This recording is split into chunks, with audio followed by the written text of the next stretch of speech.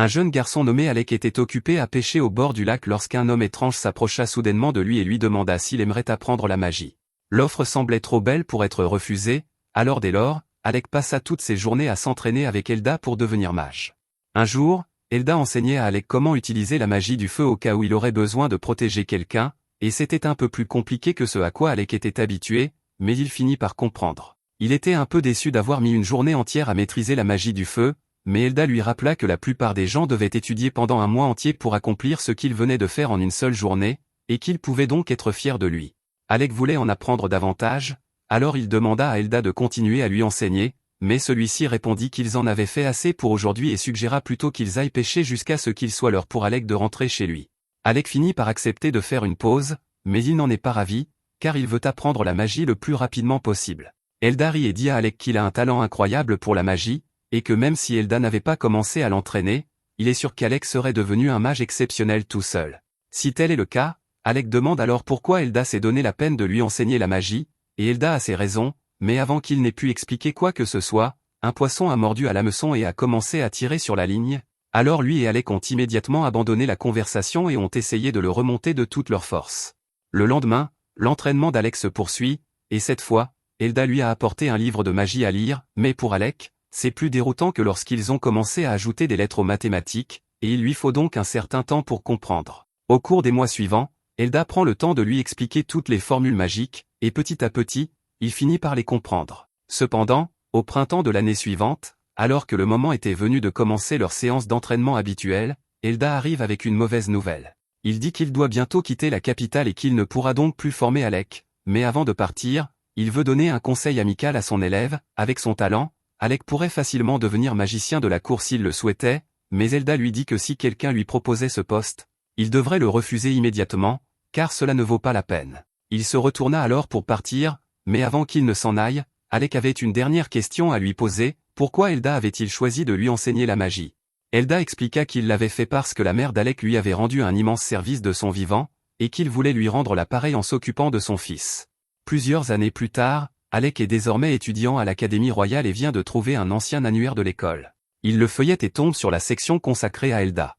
Comme prévu, Elda était le meilleur élève de sa promotion à l'époque et il est devenu magicien de la cour peu après, mais pour une raison quelconque, il a fini par être banni du royaume, ce qui explique probablement pourquoi il a été contraint de quitter Alec à l'époque. À ce moment-là, Alec décide que la meilleure chose à faire est de devenir magicien de la cour afin de changer l'opinion de la cour impériale et de pouvoir ainsi rembourser la gentillesse d'Elda, oubliant complètement que c'est exactement ce qu'Elda lui avait demandé de ne pas faire. Un peu plus tard, nous voyons Alec se faire bannir, tout comme Elda.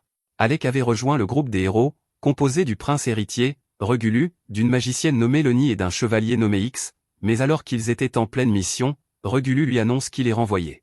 Alec ne comprend pas pourquoi Regulu veut soudainement se débarrasser de lui, alors il lui explique qu'en tant que prince héritier, son travail consiste à être en première ligne avec son épée. Leni est censé repousser les ennemis avec sa magie, et X bloque les attaques ennemies pour le groupe, mais tout ce qu'Alec fait, c'est rester à l'arrière et lancer des sorts de soutien comme la défense ou l'amélioration. Alec tente de faire valoir qu'il a une raison importante pour agir ainsi, mais Regulu l'interrompt et lui dit que quelqu'un qui ne sait utiliser que la magie de soutien est trop pathétique pour faire partie du groupe de héros.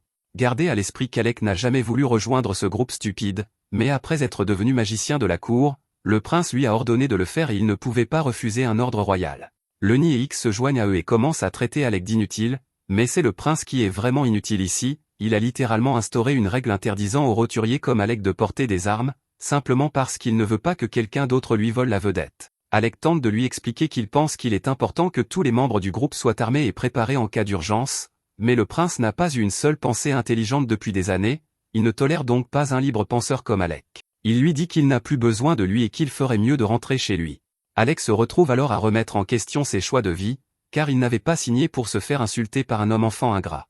Jusqu'à présent, Alec avait déployé des efforts incroyables pour compenser la stupidité de Regulu, sans quoi celui-ci serait mort depuis longtemps, mais même après avoir été renvoyé, il voulait toujours aider autant que possible, alors il rédigea quelques schémas d'attaque de monstres et des stratégies à l'intention de Regulu pour sa prochaine incursion dans le donjon. Cependant, alors qu'il se rendait au château pour remettre la lettre, il a soudainement été arrêté à la porte par les gardes. Ils l'ont informé qu'il avait été déchu de son titre de mage de la cour et qu'il n'avait donc plus le droit d'entrer dans le château. C'est alors que Leni arrive, et elle est là uniquement pour se moquer de la situation malheureuse d'Alec, car elle l'a toujours détesté. Il a été couvert d'éloges lorsqu'il a obtenu son diplôme de l'Académie de magie et établi un nouveau record dans le donjon, et elle est jalouse de lui depuis le premier jour. Après s'être moquée de lui, elle se retourne pour partir, mais Alec la supplie de bien vouloir au moins remettre cette lettre au roi pour lui.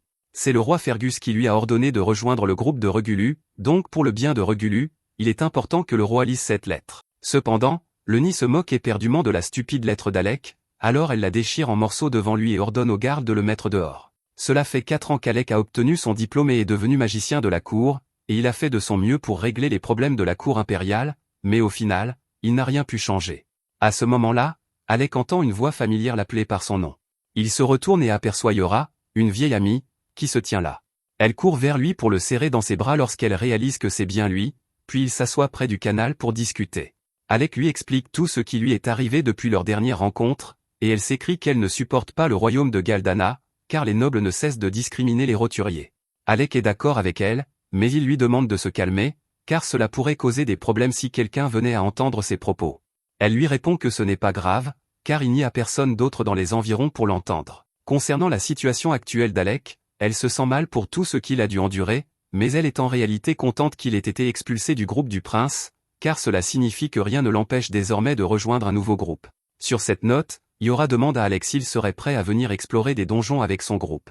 Alec lui demande si elle est vraiment d'accord pour recruter quelqu'un comme lui, mais elle sait mieux que quiconque qu'Alec est une bête en matière de magie, et qu'il n'y a donc personne d'autre aussi qualifié que lui. Entendre quelqu'un reconnaître enfin sa force fait monter les larmes aux yeux d'Alec, qui se lève et dit à Yora qu'il serait ravi de rejoindre son groupe. Le lendemain matin, les deux amis se mettent en route pour la ville de Fizizel, et Alec repense à ce qu'Elda lui a dit au sujet d'éviter la cour impériale et à quel point les choses auraient été plus faciles pour lui s'il avait simplement suivi son conseil, mais il ne peut plus rien changer au cours des événements. Pendant ce temps, dans la capitale, Regulu vient d'apprendre qu'Alec a quitté la ville et le traite de piètre mage. Il n'avait forcé Alec à rejoindre son groupe que parce que tout le monde le considérait comme un prodige de la magie, mais il détestait avoir un roturier dans son équipe, il est donc ravi de s'être débarrassé de lui. Le nid ajoute qu'ils peuvent désormais trouver un remplaçant issu d'une lignée noble et que, sans un imbécile incompétent comme Alec pour les ralentir, Regulu deviendra célèbre pour avoir terminé un donjon plus rapidement que quiconque. Quelques jours plus tard, Alec et Yora arrivent dans la ville de Fizizel, et elle commence à lui raconter à quel point cet endroit est merveilleux, car il ne fait aucune discrimination envers les roturiers et constitue le point de départ idéal pour un groupe d'aventuriers. Cela dit, Yora se souvient qu'ils doivent encore inscrire Alec comme aventurier, alors elle l'emmène à la guilde pour qu'il puisse commencer. Malheureusement, lorsqu'ils entrent, la réceptionniste informe Alec qu'il ne remplit pas les conditions requises, il faut une licence spéciale pour dépasser le niveau 30 dans un donjon, et il faut être inscrit à la guilde depuis au moins 2 ans pour pouvoir obtenir cette licence. Alec ne pourra donc pas l'obtenir avant un certain temps. Yora demande s'ils peuvent faire une exception pour lui, mais la réceptionniste répond qu'elle ne peut pas changer les règles. Yora n'arrive pas à croire ce qui se passe, même si elle a envoyé son ami Kesha demander une autorisation spéciale avant leur arrivée, mais il s'avère que Kesha a été incroyablement impoli avec la réceptionniste, et qu'ils n'obtiendront donc aucune faveur de sa part avant longtemps. Yora est vraiment déçue, car son groupe a déjà atteint le 52e étage du donjon, et ils ne pourront pas progresser davantage avec Alec avant qu'il n'obtienne son permis dans 2 ans. Elle se rend compte qu'il ne sert à rien de se plaindre maintenant, alors elle dit qu'il devrait simplement se concentrer sur les endroits où Alec est autorisé à aller en attendant. Il n'a pas besoin de laisser passer pour accéder aux zones au-dessus du niveau 30, ils ont donc encore beaucoup à explorer en tant que groupe, et elle veut qu'il profite de son séjour ici. Plus tard dans la journée, Alec et Yora se rendent dans l'un des donjons et sont actuellement confrontés à un essaim de frelons rouges. Yora lui lance un sort d'amélioration afin qu'il puisse éliminer quelques frelons, mais cela ne fait qu'une petite brèche dans leur rang. Elle ne comprend pas pourquoi les choses sont devenues si difficiles si rapidement, car le niveau 2 n'avait jamais été aussi difficile à franchir auparavant, mais Alec pense que quelque chose a dû arriver au nid de frelons, ce qui explique pourquoi ils sont tous dans un état de frénésie en ce moment. Yora érige un bouclier défensif et charge les sèmes, mais Alec lui conseille de rester en retrait, car il serait beaucoup plus sûr de maintenir leur position et d'éliminer les frelons un par un. Yora lui crie qu'il doit se souvenir de ce qu'il était avant de devenir magicien de la cour, à l'époque, un essaim de frelons comme celui-ci n'aurait pas fait le poids face à lui. Il réalise maintenant qu'il n'a plus besoin de se retenir pour éviter de blesser l'ego du prince, et qu'il est donc libre d'utiliser autant de magie qu'il le souhaite. Il cesse de se retenir et utilise une magie d'attaque pour brûler quelques frelons. Une fois qu'il a rejoint Yora, il utilise un sort de foudre à large portée pour carboniser les insectes restants. Cependant, alors que la bataille semblait terminée, un ver de terre géant émerge du sol et attrape Yora. Cette créature doit être la raison pour laquelle les frelons se comportaient de manière si étrange auparavant, et elle va certainement dévorer Yora s'il ne fait pas quelque chose rapidement. Il doit donc agir vite. Il a un plan en tête, mais pour s'assurer qu'il fonctionnera, il lui demande si sa magie défensive est toujours aussi puissante qu'à l'époque où ils étaient à l'académie. Elle lui répond en lui demandant si sa magie offensive est toujours aussi puissante que dans ses souvenirs. Ils ont tous deux confiance en leurs capacités respectives, alors Alec commence à lancer son sort de tornade de feu, engloutissant complètement le verre dans un torrent de flammes. Yora est également prise dans les flammes, mais Alec sait que ses boucliers sont plus que suffisants pour la protéger de flammes d'une telle intensité, il n'a donc pas à s'inquiéter. Une fois Yora de retour au sol, elle dit à Alec que sa magie est toujours aussi incroyable qu'avant et qu'elle a hâte de retrouver le reste de l'équipe pour s'amuser comme au bon vieux temps. Avant d'obtenir son diplôme, Alec faisait partie d'une équipe légendaire d'étudiants, composée d'Ornest, le guerrier de génie, de Krasia, l'archer de génie, de Yora, le mage de soutien de génie, et d'Alec, le mage d'attaque de génie. Le jour de la remise des diplômes, il venait de battre le record absolu du donjon en terminant le 68e étage, ce qui leur avait valu les meilleures places au classement de l'académie. Mais alors qu'ils rentraient chez eux à pied et discutaient de leurs projets d'avenir, Alex s'est soudainement arrêté et a annoncé à ses amis qu'il avait en fait l'intention de devenir magicien de cour. Ses amis ont été déçus d'apprendre cela, en particulier Ornest, car si Alec les avait rejoints, ils auraient pu former le groupe d'aventuriers le plus puissant qui soit, mais il respecte la décision d'Alec car il sait qu'il doit avoir une bonne raison. Mais avant de se séparer, Yora fit clairement comprendre à Alec qu'elle n'avait pas renoncé à le recruter et qu'elle lui ferait une offre dès qu'il serait disponible. Cela nous ramène au présent, où Yora accueille officiellement Alec dans le groupe et, pour fêter cela, lui offre un copieux dîner.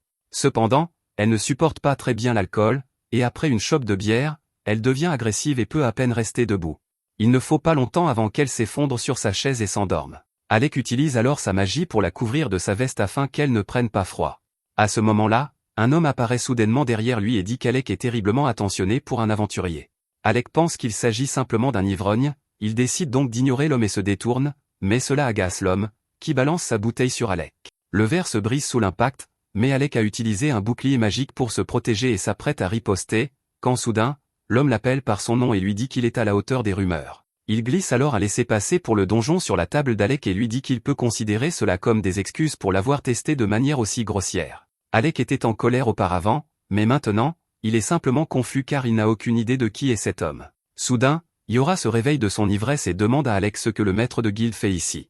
Alec est choqué d'apprendre que cet homme est vraiment le maître de guilde, et celui-ci dit qu'il aimerait voir ce dont l'ancien magicien de la cour est capable en personne, alors il demande à Alec de l'accompagner au centre d'entraînement. Peu de temps après, ils arrivent tous dans la salle d'évaluation, et le maître de guilde se présente officiellement sous le nom de Leviel Stance. Alec se souvient avoir entendu des histoires selon lesquelles Leviel faisait autrefois partie d'un groupe de rang S, il sait donc que le combattre ne sera pas une tâche facile, mais il est tout de même enthousiaste car il pense que c'est l'occasion idéale de perfectionner ses compétences avant de se lancer dans un donjon. Dès le début du combat, Alec lance un éclair sur Leviel, mais celui-ci roule sur le côté et riposte en lançant une vague d'eau sur Alec. Alec se rend compte qu'il ne pourra pas compter sur ses sorts à longue portée ici, il décide donc de se rapprocher et de battre Leviel au corps à corps. Cependant, alors qu'il s'approchait, Leviel avait lancé un sort d'amélioration sur son corps, lui conférant une vitesse et une puissance folles. Il est désormais si rapide qu'Alec peut à peine suivre ses mouvements, et lorsque Leviel décide enfin de frapper, même si Alec parvient à bloquer le coup avec son bouclier, il est tout de même projeté contre l'un des murs. Yora commence à s'inquiéter, mais Alec se relève rapidement et dit qu'il va bien. Il a été pris au dépourvu par la vitesse de l'attaque de Leviel, alors il commence à réfléchir à des moyens de l'esquiver la prochaine fois, mais il se met à rire en réalisant qu'il peut en fait faire bien plus qu'esquiver. Sous les ordres du prince, Alec avait l'interdiction d'être proactif au combat, mais en tant qu'aventurier, il n'est plus limité à l'esquiver à la magie de soutien. Il enduit sa baguette de magie pour créer une épée et charge vers l'avant. Leviel lui lance alors un autre coup d'eau, mais Alec parvient facilement à le trancher tout en avançant. Leviel est impressionné, mais il ne pense pas qu'Alec sera capable de faire de même avec ses coups de poing, alors il se renforce à nouveau et se précipite vers lui. Cependant, Alec avait déjà préparé une contre-mesure pour l'attaque en charge de Leviel, alors dès qu'il est à portée, il est frappé de plein fouet par le sort Thunderbolt d'Alec, le laissant à la merci d'Alec. Leviel est étonné qu'Alec ait réussi à le toucher, et il comprend pourquoi Yora le félicite si souvent, mais ce test est loin d'être terminé. Leviel active son artefact ancien, formant de grands gantelets autour de ses bras, et un seul coup de poing de ses bébés suffit à laisser un énorme cratère dans le sol. Alec se rend compte qu'être touché par l'un d'eux serait dévastateur, il doit donc être très prudent, mais il n'a pas l'intention d'abandonner, alors il essaie de le frapper avec un autre éclair, mais cette fois-ci, cela ne ralentit pratiquement pas Leviel. La capacité spéciale de l'artefact de Leviel lui permet de guérir ses blessures au fil du temps, donc plus ce combat s'éternise, plus les chances de victoire d'Alec diminuent. Il doit empêcher Leviel de guérir, alors il commence à le frapper à plusieurs reprises, mais aucune de ses attaques n'atteint sa cible. Alec se moque de Leviel qui esquive toutes ses attaques et lui demande s'il a peur de l'affronter de front, ce qui agace Leviel. Il lance alors un coup de pied sauvage à Alec, s'exposant ainsi à un coup de sabre à l'estomac, comme Alec l'espérait. Il a enfin infligé davantage de dégâts à Leviel, mais il en faudra beaucoup plus pour le mettre à terre. Leviel charge à nouveau Alec, qui tente de se défendre avec un bouclier, mais celui-ci se brise sous la force du coup. Cependant, cela brise l'élan de Leviel, et Alec en profite pour le frapper à la poitrine. Leviel refuse de se laisser battre par Alec et tente de lui asséner un coup de poing, créant un énorme nuage de poussière. Yora pense que Leviel va un peu trop loin pour ce qui est censé être un test. Un coup comme celui-là aurait dû suffire à mettre Alec KO, mais celui-ci parvient tout de même à se faufiler derrière Leviel et à lui asséner un dernier coup, le dernier qu'il puisse donner, car Alec trébuche et tombe inconscient. Yora se précipite vers Alec pour voir comment il va, et Leviel admet qu'il est peut-être allé un peu trop loin cette fois-ci, déclarant Alec vainqueur du combat. Pendant que Yora s'occupe des blessures d'Alec, Ornest arrive, lassé de l'attendre, et est choqué de découvrir qu'Alec s'est battu en duel avec Leviel. Il dit à Leviel qu'il a été assez nul d'utiliser son arme ultime dans un combat amical, mais Leviel répond qu'il s'est juste laissé emporter. Il est désormais certain qu'Alec est qualifié pour entrer dans le donjon, il peut donc avoir le pass pour le donjon et tout ce dont il a besoin, à condition qu'il promette de ne pas intenter de procès pour cela. Même si cela ne s'est pas passé comme prévu, Ornest félicite Alec d'avoir réussi ce test injuste, mais celui-ci est toujours inconscient. Il le ramène donc à l'intérieur et l'installe sur un canapé pour qu'il se repose. À présent, ils ont tous entendu parler de l'injustice qu'Alec a dû endurer en tant que mage de la cour, et il est franchement étonnant qu'il ait réussi à tenir aussi longtemps. Le château est rempli d'idiots élitistes qui ne supportent pas la vue des roturiers, Alec a donc dû travailler incroyablement dur pour conserver sa position. À ce moment-là, la réceptionniste fait irruption à la recherche du maître de guilde et lui annonce qu'elle a de mauvaises nouvelles. Leviel dit alors aux autres qu'il a des affaires à régler et les laisse dans son bureau pour s'occuper d'Alec, mais il leur demande de ne surtout pas toucher à sa collection d'alcool. Dès que Leviel est parti, Ornest se dirige immédiatement vers sa collection d'alcool et prend la bouteille qui semble la plus chère, juste pour énerver Leviel plus tard. Il demande ensuite à Yora de lui raconter en détail le passé d'Alec en tant que mage de la cour, car il n'en a entendu parler que vaguement jusqu'à présent, et il y a beaucoup à dire. Alec était chargé de protéger le prince, mais il lui était également interdit de porter une épée ou d'utiliser une magie qui le ferait paraître plus fort que le prince. En plus de cela, il était également obligé de porter leurs bagages et de gérer les affaires du groupe, et pire encore, après avoir forcé Alec à n'utiliser que de la magie de soutien, le prince le traitait d'inutile parce qu'il n'utilisait que de la magie de soutien. Ornest est un peu perplexe à propos de cette dernière partie, car il pensait que la spécialité d'Alec était la magie d'attaque. Yora lui explique alors qu'Alec s'est donné beaucoup de mal pour apprendre la magie de soutien afin d'apaiser le prince, même s'il n'était pas doué pour cela. Après avoir appris tout ce que le prince a fait subir à Alec, Ornest est fou de rage, et dès qu'Alec se réveille, il suggère de suspendre l'assaut du donjon et de se rendre au royaume pour tabasser ce maudit prince qui a fait souffrir Alec. Alec dit à Ornest de se calmer car, même s'il est bouleversé par la façon dont il a été traité, il n'est pas assez en colère pour aller mutiler le prince. Cependant, Ornest est plus que disposé à le faire à la place d'Alec s'il le souhaite. Alec pose sa main sur l'épaule d'Ornest et lui dit qu'il n'a vraiment pas à s'inquiéter, car tant qu'il peut partir à l'aventure avec ses amis, rien d'autre ne lui importe. De plus, il est sûr que le karma va frapper le prince de plein fouet maintenant que personne n'est là pour réparer ses erreurs. En entendant cela, Ornest a une excellente idée. Il dit donc à Alec qu'ils doivent simplement devenir les plus grands aventuriers du monde, et qu'une fois que la nouvelle parviendra au château, le prince regrettera certainement d'avoir chassé Alec. Et lorsqu'il commencera à supplier Alec de revenir, celui-ci aura l'occasion de le regarder droit dans les yeux et de le rejeter avec autant d'insultes qu'il le souhaite. Alec admet que cela lui plaît, alors il tape dans la main d'Ornest, promettant qu'ils deviendront ensemble le groupe le plus fort. Pendant ce temps, dans l'autre pièce, une membre d'un groupe de rang S se fait penser tandis qu'elle raconte au maître de la guilde tout ce qui s'est passé pendant sa mission. La mission a été un échec total et le reste de ses coéquipiers est toujours coincé dans le donjon.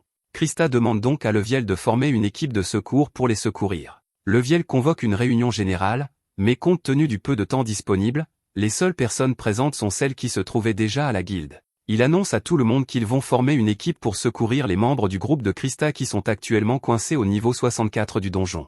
Tous les aventuriers échangent des regards inquiets, car ils savent tous à quel point cet étage est dangereux, mais pendant que la réunion se déroule, Alec est toujours assis seul dans le bureau du maître de guilde. Lorsque Krasia arrive, elle trouve Alec tout seul et lui demande comment il va, mais à en juger par toutes les blessures qu'il a actuellement, il ne va manifestement pas très bien. Elle lui demande ce qu'il fait ici alors qu'ils ont une réunion à laquelle assister, mais Alec répond qu'il ne voulait pas s'imposer, car tous les participants à la réunion sont des aventuriers de rang et qu'ils se considèrent toujours comme un étranger par rapport à eux. Krasia lève la main et utilise la magie de restauration pour soigner Alec, puis elle lui dit qu'il devrait savoir que personne ici ne le considère comme un étranger. Lorsqu'il était magicien à la cour, Alec avait inconsciemment développé le trait de caractère de ne jamais se démarquer ni s'exprimer, car il risquait d'offenser les nobles prétentieux. Même s'il sait que les choses sont différentes ici, il n'est pas facile de changer du jour au lendemain des habitudes acquises depuis 4 ans. Krasia voit bien qu'Alec traverse une période difficile, alors elle lui tapote la tête et lui dit qu'elle est toujours là s'il a besoin d'aide, ce qui le réconforte beaucoup. Quelques instants plus tard, Ornest et Yora reviennent, et Ornest annonce à Alec qu'ils viennent de trouver l'excuse parfaite pour se rendre dans le donjon. Il explique les détails à Alec et lui dit que l'endroit où ils se rendent s'appelle le Tank Killer. Ce surnom lui a été donné parce qu'à l'intérieur, toutes les formes de magie de guérison sont complètement inutiles, et que l'on ne peut compter que sur des potions pour se soigner. Alec est surpris que Krasia accepte cette mission, car la magie de guérison est l'une de ses spécialités, mais en réalité, elle déteste l'idée d'y aller, elle a simplement été forcée d'accepter parce qu'Ornest a insisté en disant que ce serait une bonne mission pour débuter pour l'équipe. Alec craint un peu de ne pas être assez fort pour être utile, mais Yora lui dit qu'il est le pilier de l'opération. Toute leur opération reposera sur la magie d'Alec, il ne pourrait donc littéralement pas la mener à bien sans lui. L'objectif est d'atteindre le groupe bloqué au 64e étage. S'ils devaient descendre par la voie normale, ils n'y arriveraient jamais à temps, mais heureusement, ils ont ceci. Le maître de guilde leur a donné un noyau de donjon, un objet qui permet d'éviter les combats contre les boss jusqu'à l'étage où il a été trouvé. C'est celui que Krista a rapporté avec elle, ils devraient donc pouvoir l'utiliser pour se frayer un chemin jusqu'au 64e étage assez facilement, mais ils doivent tout de même rester prudents. Le boss du niveau 64 serait un monstre mort-vivant, ils compteront donc sur la magie d'attaque d'Alec pour le vaincre. À cette fin, ils demandent tous à Alec de conserver son énergie autant que possible jusqu'à ce qu'ils affrontent le boss mort-vivant, mais ils demandent s'il est vraiment acceptable qu'il reste en retrait pendant la majeure partie du combat. Ornest lui répond que c'est la meilleure solution, car ils ne peuvent pas risquer qu'Alec soit à court d'énergie pendant le combat décisif. Le groupe se téléporte au 64e étage et, dès leur arrivée, ils sont confrontés à un groupe de squelettes. Ornest se précipite alors en avant et commence à les éliminer avec sa lance. Yora demande à Ornest de l'attendre, car elle doit rester à proximité pour lui lancer un sort de défense, mais vu la tournure que prennent les événements, il n'en aura probablement pas besoin. Alec et Krasia traversent lentement le donjon, et il mentionne à quel point il a été surpris d'apprendre qu'Ornest possède un artefact similaire à celui de Levio. Krasia explique qu'il s'agit simplement d'une lance enchantée pour être tranchante et incassable, mais que c'est tout ce dont quelqu'un comme Ornest a vraiment besoin. Comme Ornest s'occupe de tout seul, Alec commence à s'ennuyer et lui demande s'il a besoin d'aide, mais Ornest refuse et répond qu'il doit s'occuper seul de tous les faudés. Alec et Krasia continuent d'avancer, mais soudain, Alec sent que quelque chose tente de s'approcher furtivement de lui. Il se retourne instinctivement et lance un éclair dans cette direction. Les autres s'arrêtent et demandent à Alec ce qui ne va pas. Il leur explique qu'il a senti quelque chose derrière lui à l'instant. Ornest fait confiance à son jugement et demande à Alec s'il peut déterminer de quoi il s'agit et où cela se trouve. Alec ne voit rien, mais ses sens lui disent que c'est juste devant lui, alors il crée un monosaure et frappe. Son épée touche le corps de la créature, révélant qu'il s'agit d'une faucheuse, et Ornest applaudit Alec, car il semble que ses sens soient toujours aussi affûtés. La façon dont Ornest s'est exprimé laisse penser à Alec qu'il devait être au courant de la présence de la faucheuse, mais pour défendre Ornest, même s'il savait qu'il y avait des monstres invisibles à ce niveau, il ne savait pas comment les combattre. Alors il a pensé que ce serait une bonne idée de laisser Alec trouver la solution par lui-même afin de renforcer un peu sa confiance. La reconnaissance et la confiance sont deux choses qu'Alec n'a jamais reçues lorsqu'il travaillait comme mage de la cour, il est donc heureux de savoir que ses coéquipiers ont autant confiance en lui, mais, alors qu'il élimine la faucheuse, il crie que cela ne justifie pas pour autant ce qu'Ornest a fait. Krasia et Yora étaient également au courant de l'existence des ennemis invisibles et n'en ont pas parlé à Alec. Il s'excuse, mais comme c'était l'idée d'Ornest au départ, Krasia dit à Alec de diriger sa colère vers lui. Alec dit à Ornest qu'ils auront une longue discussion à ce sujet une fois rentrés, mais qu'ils doivent d'abord terminer leur mission. Le groupe s'enfonce donc plus profondément dans le donjon. Plus loin, il tombe sur une horde de squelettes encore plus grande que la précédente, et Ornest est tout excité, car cela promet d'être un défi intéressant. Yora lui rappelle qu'ils sont là pour une mission de sauvetage et qu'il n'y a donc pas lieu d'en faire trop, mais Ornest n'aime rien de plus qu'un bon combat. Il demande à tout le monde de reculer pour qu'il puisse s'en occuper seul, mais Alec refuse de le laisser partir seul, alors il se joint au combat tandis que Yora leur lance un sort d'amélioration. Cependant, alors qu'ils parviennent tous deux à éliminer facilement les squelettes auxquels ils font face, Ils oublient que Yora est nulle en combat et la laissent complètement sans défense. Heureusement, Krasia est là pour la sauver, mais Alec ne veut pas prendre un autre risque comme celui-là, alors il demande à tout le monde de se mettre derrière lui pour qu'il puisse en finir. Ils font tout ce qu'il dit, et Alec commence à lancer un sort de foudre à large portée. Maintenant que la voie est libre, ils peuvent continuer à progresser dans le donjon, mais avant de partir, Ornest a une question à poser à Alec. Bien sûr, tout s'est bien passé jusqu'à présent, mais il commence à se demander pourquoi Alec utilise autant le sort de foudre. Quand ils étaient à l'école ensemble, Alec utilisait toutes sortes de sorts sympas pour se battre, alors il veut savoir ce qui a provoqué ce changement. Alec repense à toutes les fois où le prince s'est précipité imprudemment dans le donjon sans réfléchir, le laissant nettoyer ses dégâts, et à un moment donné, Alec a dû se rabattre sur l'utilisation de la foudre, car c'était le sort le plus rapide à activer. À ce moment-là, ils entendent tous un bruit terrifiant provenant des profondeurs du donjon, et Yora est certaine qu'il s'agit du boss de l'étage. Ils doivent s'y rendre le plus vite possible, alors ils décident tous de laisser Ornest courir devant, car c'est le plus rapide d'entre eux. Yora lance un sort d'accélération sur tout le monde, et Ornest part en courant, suivi par les autres. Alec ne se lasse pas d'être impressionné par la vitesse d'Ornest, surtout quand Yora lui donne un coup de pouce magique. Au bout d'un moment, ils finissent par rattraper Ornest, mais à leur grande surprise, celui-ci est assis au bord d'une falaise et observe quelque chose en contrebas. Alec regarde en bas et voit un homme poursuivi par les 4 boss, qui supplie Ornest de le sauver, mais Ornest ne semble pas particulièrement intéressé à l'aider. Alec demande ce qui se passe, et Ornest explique que cet homme est vraiment ennuyeux. Il s'appelle Loki et c'est le mage de soutien du groupe qu'ils sont venus sauver, mais alors que la plupart des membres de Rekrma sont des gens bien, Loki a une personnalité exécrable, donc personne ne l'aime. Loki crie sur Ornest et lui dit que s'il meurt ici, il hantera ses rêves pour le reste de sa vie, mais Ornest semble s'en moquer. Tout à coup, Loki trébuche et tombe par terre, alors Alec dit qu'il devrait l'aider car le monstre est sur le point de le dévorer. Cependant, les autres lui disent que Loki n'est en réalité pas en danger, car c'est simplement sa façon habituelle de se battre. À ce moment-là, le monstre marche sur un cercle magique incrusté dans le sol, et Loki affiche un large sourire. L'instant d'après, une colonne de feu jaillit de l'abdomen du monstre, et Alec comprend que Loki a dû piéger le monstre. Les autres le confirment, et même s'ils n'aiment pas ce type, ils ne peuvent nier qu'il est un brillant stratège sur le champ de bataille. Le monstre continue de marcher sur les pièges de Loki, et celui-ci se met à rire de sa naïveté, mais il finit par être à court de pièges avant que le monstre ne meure, se retrouvant ainsi complètement sans défense, et le monstre est sur le point de l'exploser en 1000 morceaux. Cependant, juste avant que Loki ne soit touché, Alec et les autres interviennent enfin pour lui sauver la mise, et Ornest le traîne en lieu sûr pendant que les autres retiennent le monstre. Le monstre tente de frapper Alec, alors Yora crée un bouclier pour le protéger. Immédiatement après, le monstre se retourne et se dirige droit vers Ornest et Loki. Il s'en prend spécifiquement à Loki, car il veut se venger de tous les pièges que celui-ci a tendus, et Ornest ne pourra pas le distancer sur ce terrain. Il fait donc demi-tour et court sous le monstre avant de lancer Loki vers Krasia afin qu'elle s'occupe de lui à sa place. Yora demande à Krasia d'emmener Loki en hauteur pour qu'il soit en sécurité. Pendant ce temps, Ornest, qui n'a plus les mains occupées, est libre de se battre à pleine puissance. Il demande à Yora de lui donner tout le soutien magique dont elle est capable, alors elle se donne à fond et lance tous les sorts d'amélioration qu'elle connaît. Ornest charge directement le monstre et, après avoir esquivé sa première attaque, il saute en l'air et le poignarde juste sous l'œil. Malheureusement, cela ne suffit pas à l'étourdir, et Ornest est projeté au sol. Yora court vers lui pour voir s'il va bien, et juste au moment où le monstre s'apprête à piétiner Ornest, elle dresse un bouclier pour le protéger. Cependant, son bouclier ne tiendra pas longtemps sous un tel poids, alors elle demande à Alec de se dépêcher de lancer son sort. Du haut de la falaise, Loki observe la bataille. Avant, il était trop effrayé pour remarquer quoi que ce soit, mais maintenant qu'il y prête attention, il est surpris de voir qu'Alec est bel et bien de retour. Loki a entendu beaucoup de rumeurs élogieuses à son sujet, il est donc impatient de voir ce dont ce génie légendaire est capable. Au moment même où il prononce ces mots, Alec commence à former plusieurs cercles magiques simultanément. Loki est stupéfait, car lancer 3 à 5 sorts à la fois relève déjà du génie, mais Alec vient d'en créer 20 sans sourciller.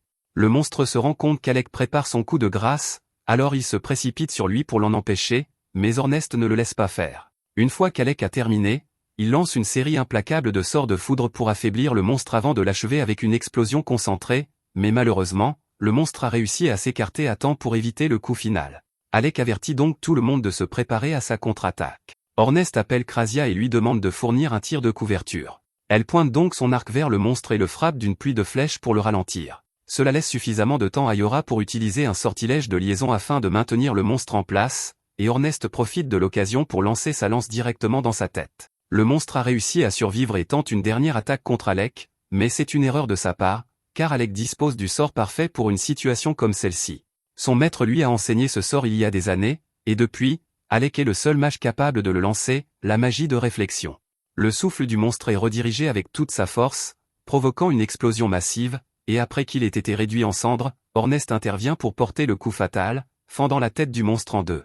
Une fois la bataille terminée, Loki s'approche pour féliciter tout le monde pour leur excellent travail. Il a été particulièrement impressionné par la performance d'Alec et dit avoir beaucoup entendu parler de lui, des exploits impressionnants du mage de la cour, comme lorsqu'il a vaincu une hydre d'un seul sort. Alec est reconnaissant pour ses éloges, mais il informe Loki qu'il n'est en fait plus mage de la cour. Loki est choqué d'apprendre cela, car les responsables de la cour royale devraient être idiots pour licencier quelqu'un d'aussi talentueux qu'Alec. Il est reconnaissant à Alec et aux autres de lui être venus en aide, mais pour l'instant, le reste de son équipe est probablement encore occupé à combattre le boss du niveau, plus coriace. Tout le monde est choqué d'apprendre qu'il y a un deuxième boss de niveau, alors Loki explique qu'il y avait plus d'un boss de niveau lorsque son groupe est arrivé ici. Il ne pouvait pas s'occuper des deux en même temps, alors Loki avait pour mission d'attirer l'attention de celui qui avait le QI le plus bas et de le tenir à distance afin que le reste de son équipe puisse s'occuper de l'autre boss. C'était un chevalier en armure noire, mais comme cet étage est rempli de morts vivants, il s'agit peut-être simplement d'une armure possédée. Si c'est le cas, les attaques physiques ne lui feront pas beaucoup de dégâts, donc leur meilleure chance de le vaincre sera la magie d'Alec. Loki tend à Alec un artefact en forme de croix, car il a remarqué qu'Alec sait se défendre au corps à corps, puisqu'il se présente souvent comme la plus grande menace et la cible la plus facile à éliminer pour tromper l'ennemi. Alec est surpris que Loki ait pu déterminer tout cela en le regardant se battre pendant quelques minutes, mais en tant que stratège, c'est le travail de Loki d'être perspicace. Il dit à Alec que l'artefact qu'il tient dans sa main s'appelle Choir, et qu'il peut l'avoir gratuitement à une condition. Krasia et Ornest n'aiment pas cette idée, car Loki ne donnerait pas quelque chose d'aussi précieux sans une contrepartie importante. Loki répond que ce n'est rien de grave, il veut juste qu'il n'utilise aucune magie lorsqu'ils affronteront le deuxième boss. Les autres disent à Loki qu'il est fou d'attendre d'un mage qu'il se batte sans magie, mais Loki leur répond qu'il a tout prévu. Il explique que la ruse et la tromperie sont son pain quotidien, et que comme ce chevalier de la mort s'attend probablement à ce qu'ils attaquent avec de la magie, faire le contraire le prendra certainement au dépourvu. Au fait, vous vous souvenez du prince qui a renvoyé Alec? Le voici maintenant. Lui et les autres sont actuellement poursuivis dans un donjon par deux monstres chenilles, et le prince ne comprend pas comment cela a pu arriver, car il n'a jamais eu de problème avec ce genre de monstre auparavant. Il ordonne à Lenny d'utiliser la magie pour les éliminer immédiatement, et elle essaie de le faire, mais pour une raison quelconque, sa magie ne fonctionne pas pour le moment. Le prince la traite d'inutile et décide qu'il va devoir éliminer les monstres lui-même, mais lorsqu'il se retourne et tente d'en frapper un, sa lame rebondit, et c'est à ce moment-là qu'il se rend compte qu'il est peut-être lessivé. Lenny et le chevalier relèvent le prince après qu'il ait été mis à terre et se mettent à courir vers la sortie. Pendant tout ce temps, le prince essaie de comprendre ce qui a bien pu se passer. Ses coups étaient autrefois beaucoup plus puissants, et maintenant qu'il y pense, il se rend compte que sa perte de force s'est produite juste au moment où il a expulsé Alec de l'équipe. Cependant, au lieu d'accepter le fait qu'Alec contribuait réellement à l'équipe, le prince en arrive à la conclusion qu'Alec a dû lui jeter un sort pour se venger. Après s'être échappé du donjon, le prince va voir l'un des magiciens royaux, Vaughan Forneux, pour vérifier s'il a été victime d'un sortilège. Après un bref scan magique, Vaughan lui dit qu'il n'y a pas de sortilège. Le prince n'arrive pas à y croire, car il n'aurait jamais pu franchir le 30e étage si Alec ne l'avait pas maudit, mais Vaughan sait qu'il y a un champ anti-magie au 30e étage, il explique donc au prince qu'il s'est probablement senti plus faible parce que sa magie de soutien ne fonctionnait pas. Le prince ricane et dit que toute magie de soutien est inutile et que seuls des lâches comme Alec s'en servent. Vaughan fait de son mieux pour rester calme face aux absurdités que débite le prince. Cependant, il trouve étrange qu'Alec n'ait pas prévenu le prince à l'avance de la présence du champ anti-magie, car c'est lui le légendaire élève qui est arrivé jusqu'au 68e étage. Le prince rit et dit à Vaughan qu'il est impossible qu'un idiot comme Alec ait réellement accompli une telle chose, et que ce n'est probablement qu'une rumeur répandue par les roturiers. Vaughan ne prend même pas la peine de corriger le prince, car il n'y a pas de remède à l'arrogance stupide, mais soudain, un garde entre dans la pièce pour informer le prince que le roi souhaite lui parler de la situation avec Alec. Le prince sourit, pensant que son père sera de son côté, mais dès son arrivée, le roi commence à lui raconter une histoire à propos d'Elda. Il explique qu'Elda était un magicien de la cour qu'il avait banni il y a des années, et qu'il était un imbécile incroyable. Elda était un noble qui avait eu l'audace de se présenter devant lui, le roi de Caldana, et de lui dire que s'il ne changeait pas la façon dont les roturiers et les magiciens de la cour étaient traités, une grande tragédie s'abattrait sur la nation dans un avenir proche.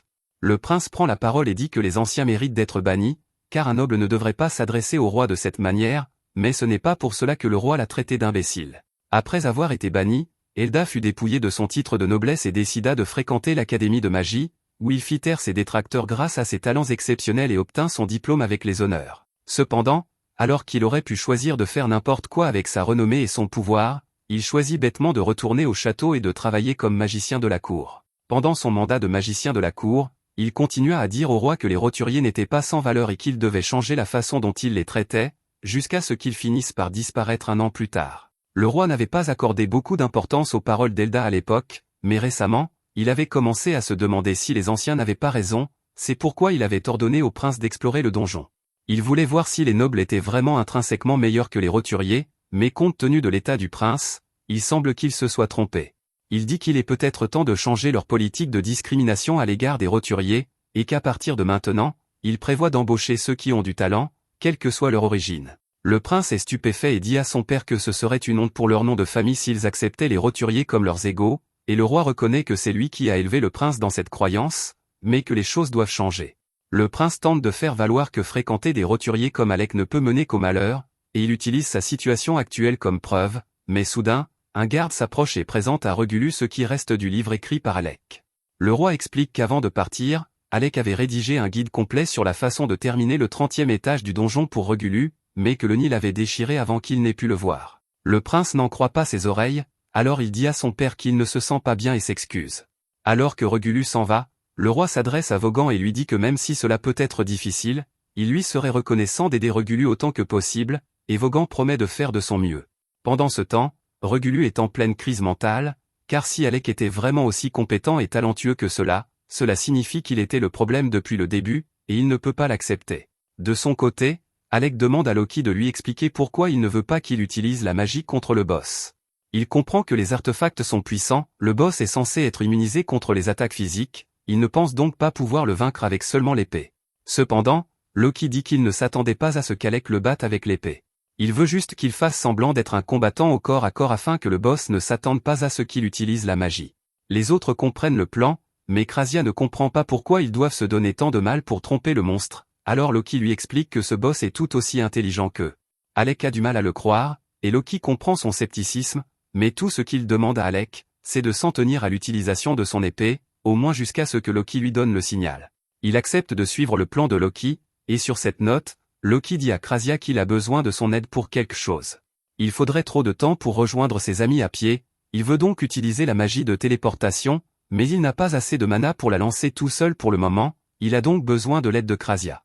Les autres paniquent à l'évocation de la magie de téléportation, car il s'agit d'un secret national bien gardé, et le simple fait d'en avoir connaissance pourrait leur causer des ennuis, mais ils n'ont pas d'autre choix, alors ils décident de rejeter toute la responsabilité sur Loki si quelque chose tourne mal. Pendant que Loki dessine le cercle et montre à Krasia comment fonctionne la téléportation, Alec parle à Yora et lui demande si Loki est quelqu'un en qui il peut avoir confiance.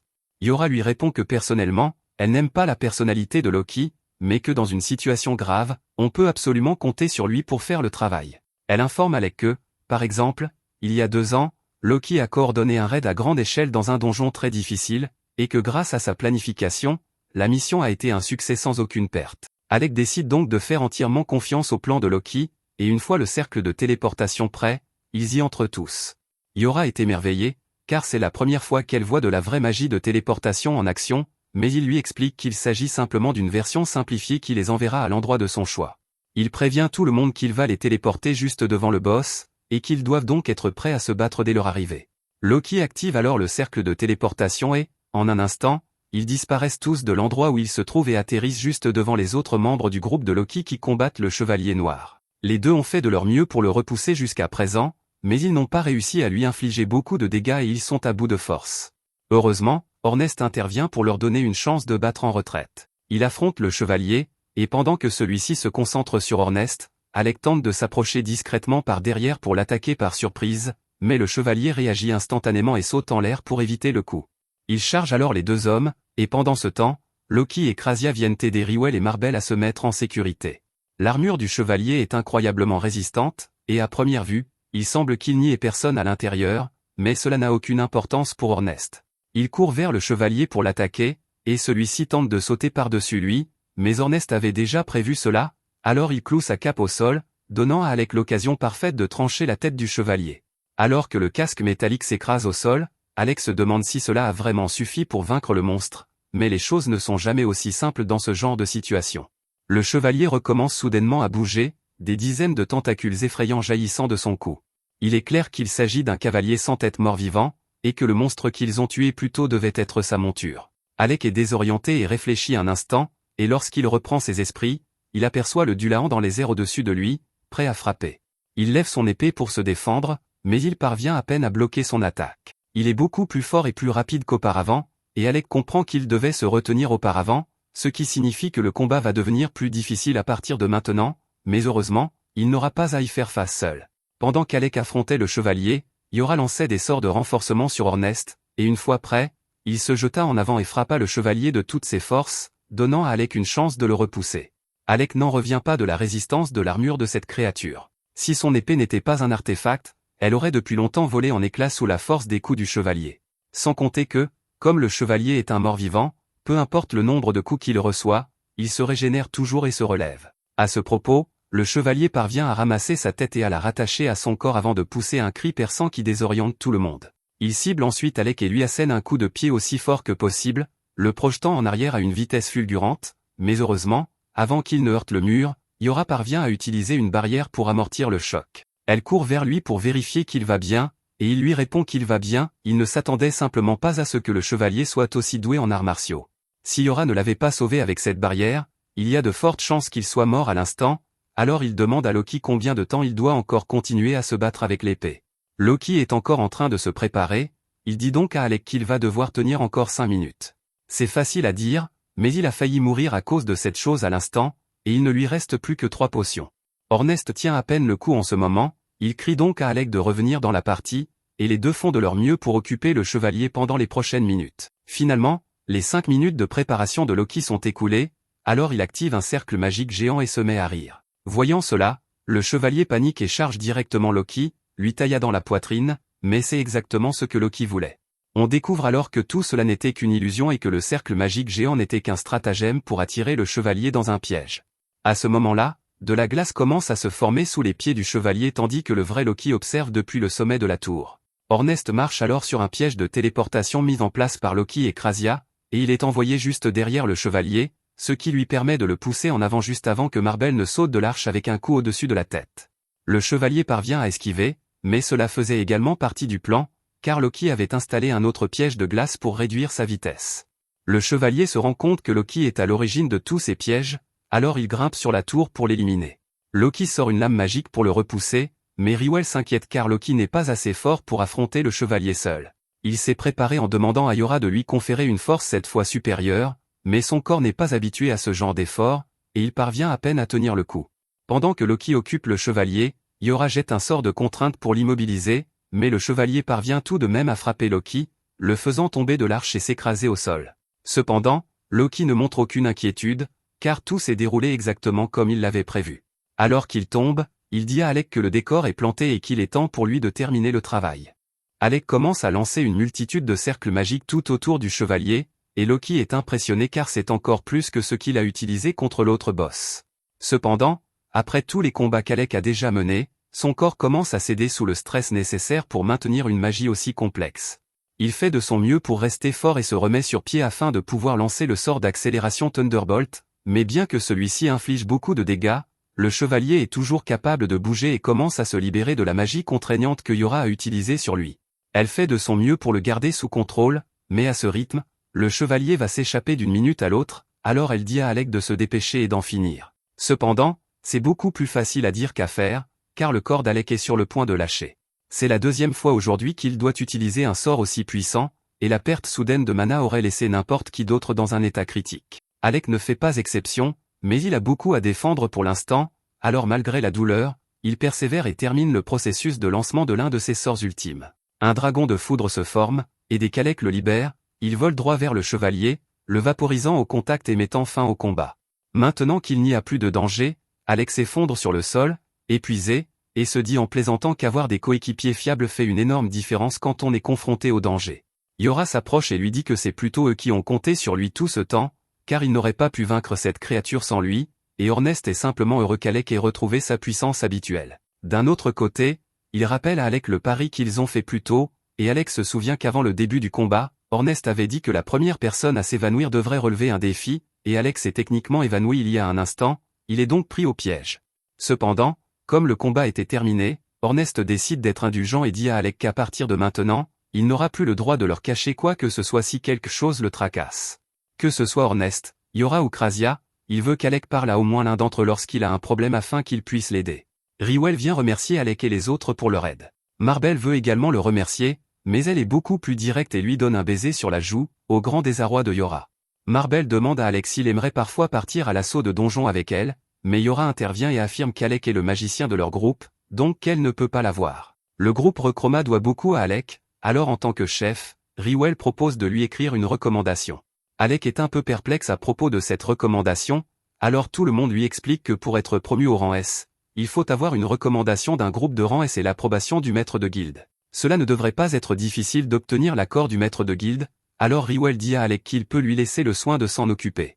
Après cela, Alec récupère la pierre magique du chevalier, et avec cela, la mission de sauvetage de Rechroma est officiellement un succès sans faille. De retour à la guilde, la réceptionniste félicite Alec pour le succès de la mission et lui dit qu'il est devenu un sujet brûlant au sein de la guilde ces derniers temps. Elle lui demande s'il a pu se reposer pour récupérer après son combat acharné, et Alec répond qu'il est en pleine forme. Elle lui remet alors sa récompense et il s'apprête à partir. Cependant, le Viel l'arrête avant qu'il ne puisse partir et lui annonce qu'il a un visiteur venu du royaume de Galdana. Alec est surpris d'apprendre cela, car il n'a plus aucun lien avec le royaume, mais il décide d'aller rencontrer ce visiteur et trouve Vaughan qui l'attend.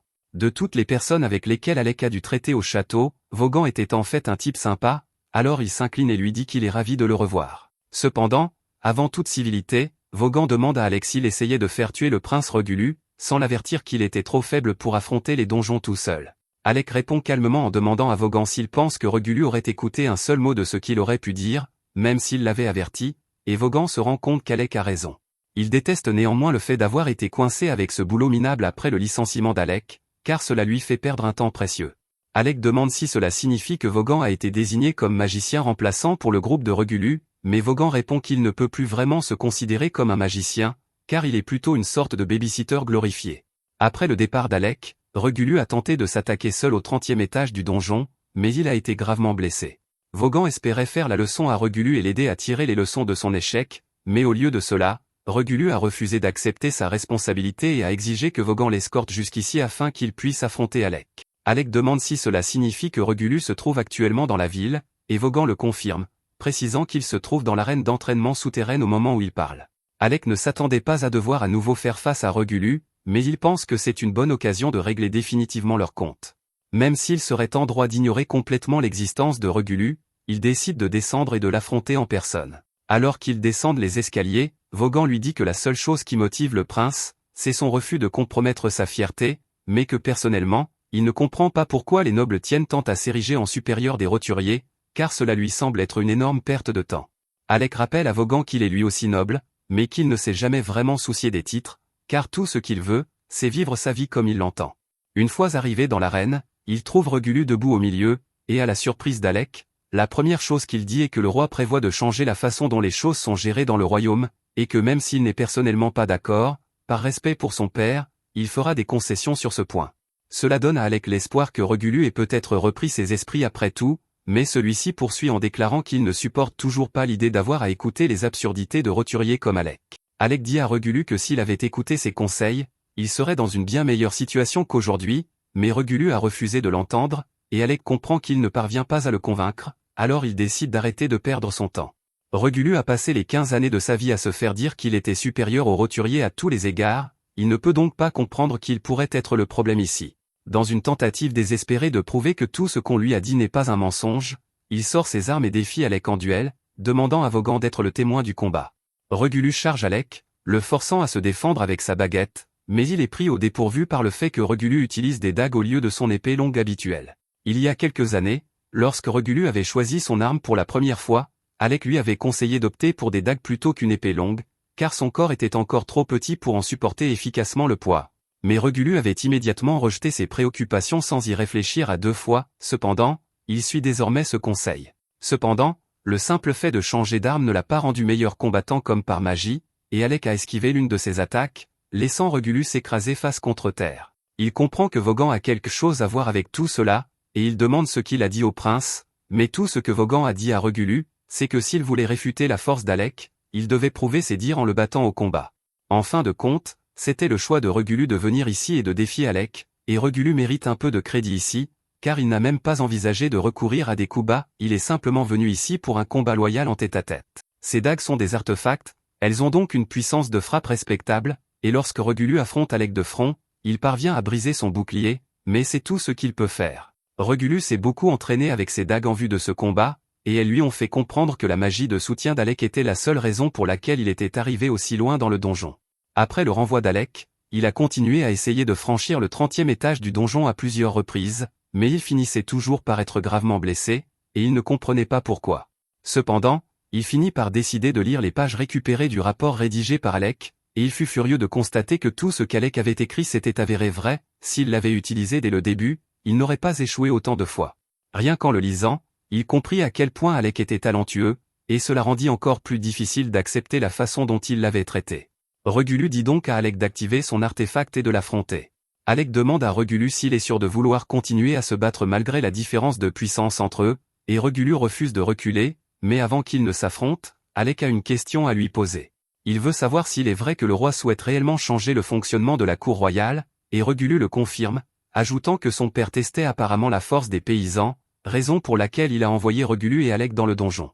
Si tout cela n'était qu'un test, cela explique pourquoi le roi l'a toujours traité avec tant de gentillesse, et cette nouvelle est la meilleure qu'Alec ait entendue de toute la journée, car cela signifie que les 4 années qu'il a passées comme magicien de la cour n'ont finalement pas été vaines. Quant à Regulu, il lui dit de se préparer, car il ne se retiendra pas.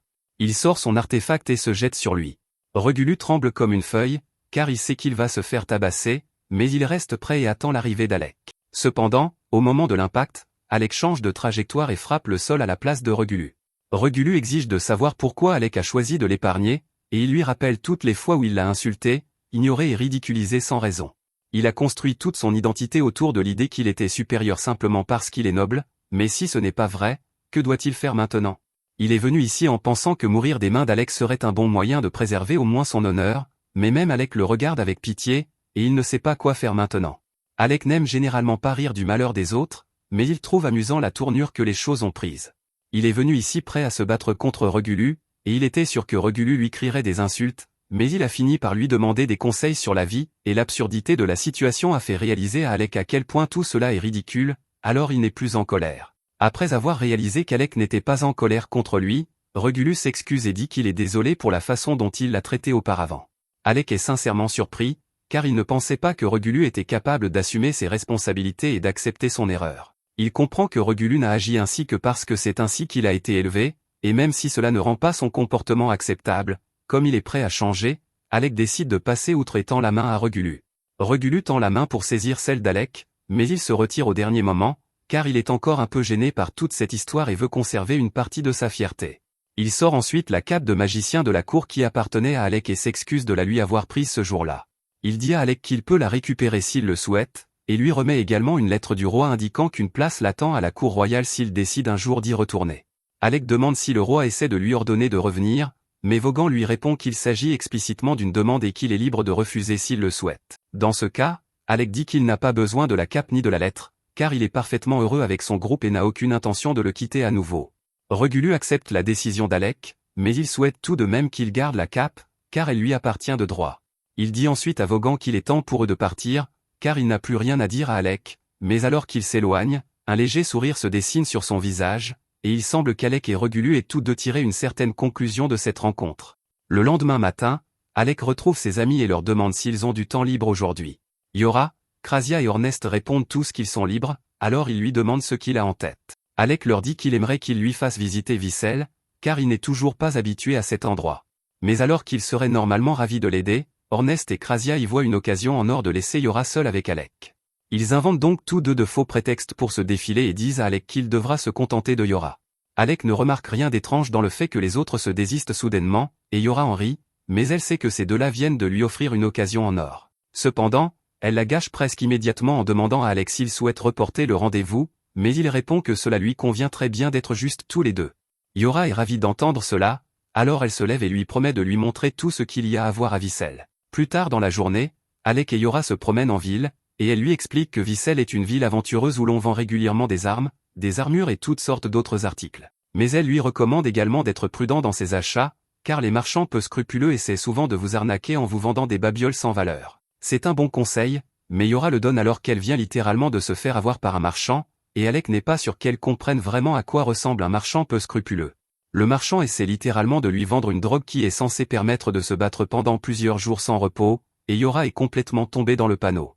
Mais un simple coup d'œil à son aura menaçante suffit à Alec pour comprendre que cette pilule est mauvaise, alors il attrape la main de Yora et lui dit de le suivre. Il pense qu'il vaudrait mieux laisser Ornest et Krasia faire les courses à leur place, car Yora a tendance à se laisser distraire. Et bien qu'elle ne nie pas se faire avoir de temps en temps, la dernière fois qu'elle a demandé à Ornest et Krasia de faire les courses, Ornest est revenu déguisé en Zoro et Krasia a acheté un ours en peluche géant, donc on ne peut pas non plus faire confiance à ces deux-là pour faire les courses.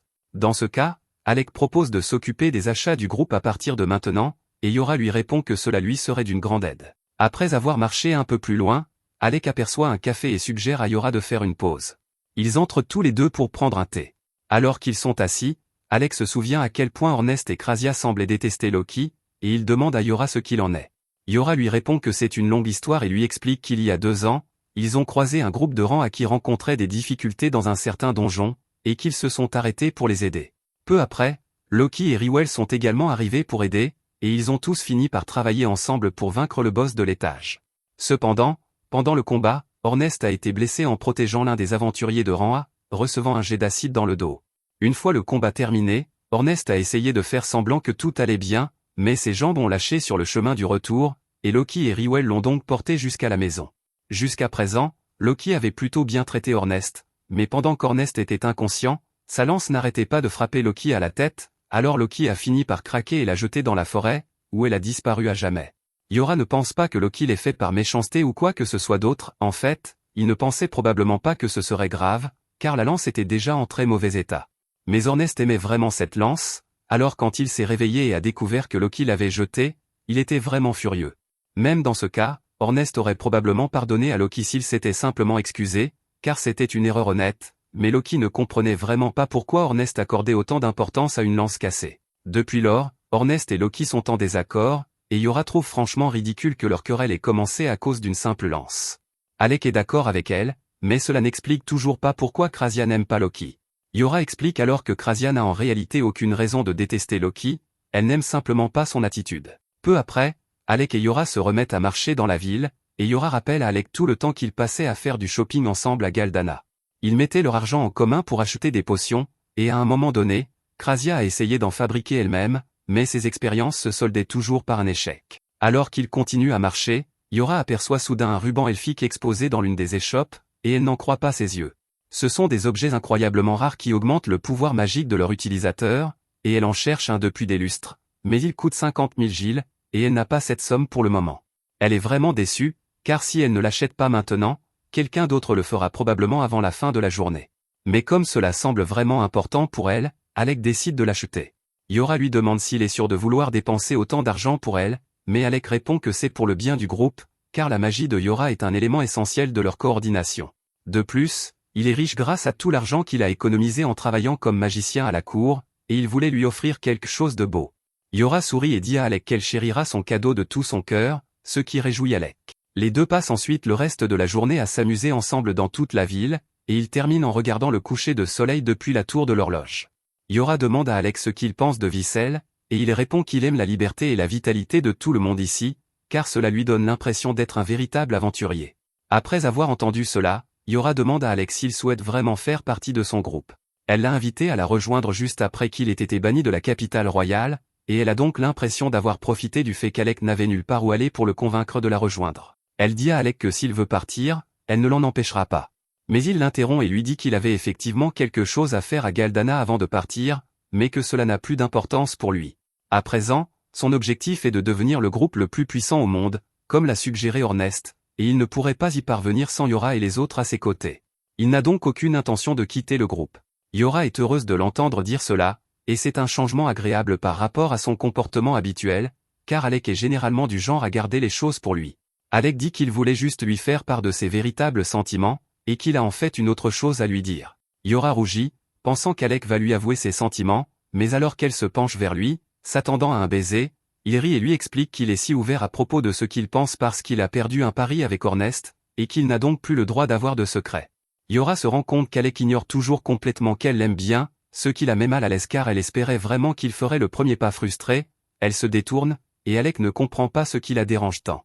Le lendemain matin, Orneste va réveiller Alec et le trouve évanoui dans son lit, entouré d'une pile de livres. Il essaie de le réveiller normalement en l'appelant par son nom, mais comme cela ne fonctionne pas, il retire simplement les draps et lui crie de se réveiller. Il dit à Alec qu'un aventurier se lève toujours à l'aube pour être prêt pour la journée, et Alec comprend cela, mais il ne comprend pas comment Orneste peut avoir autant d'énergie si tôt le matin.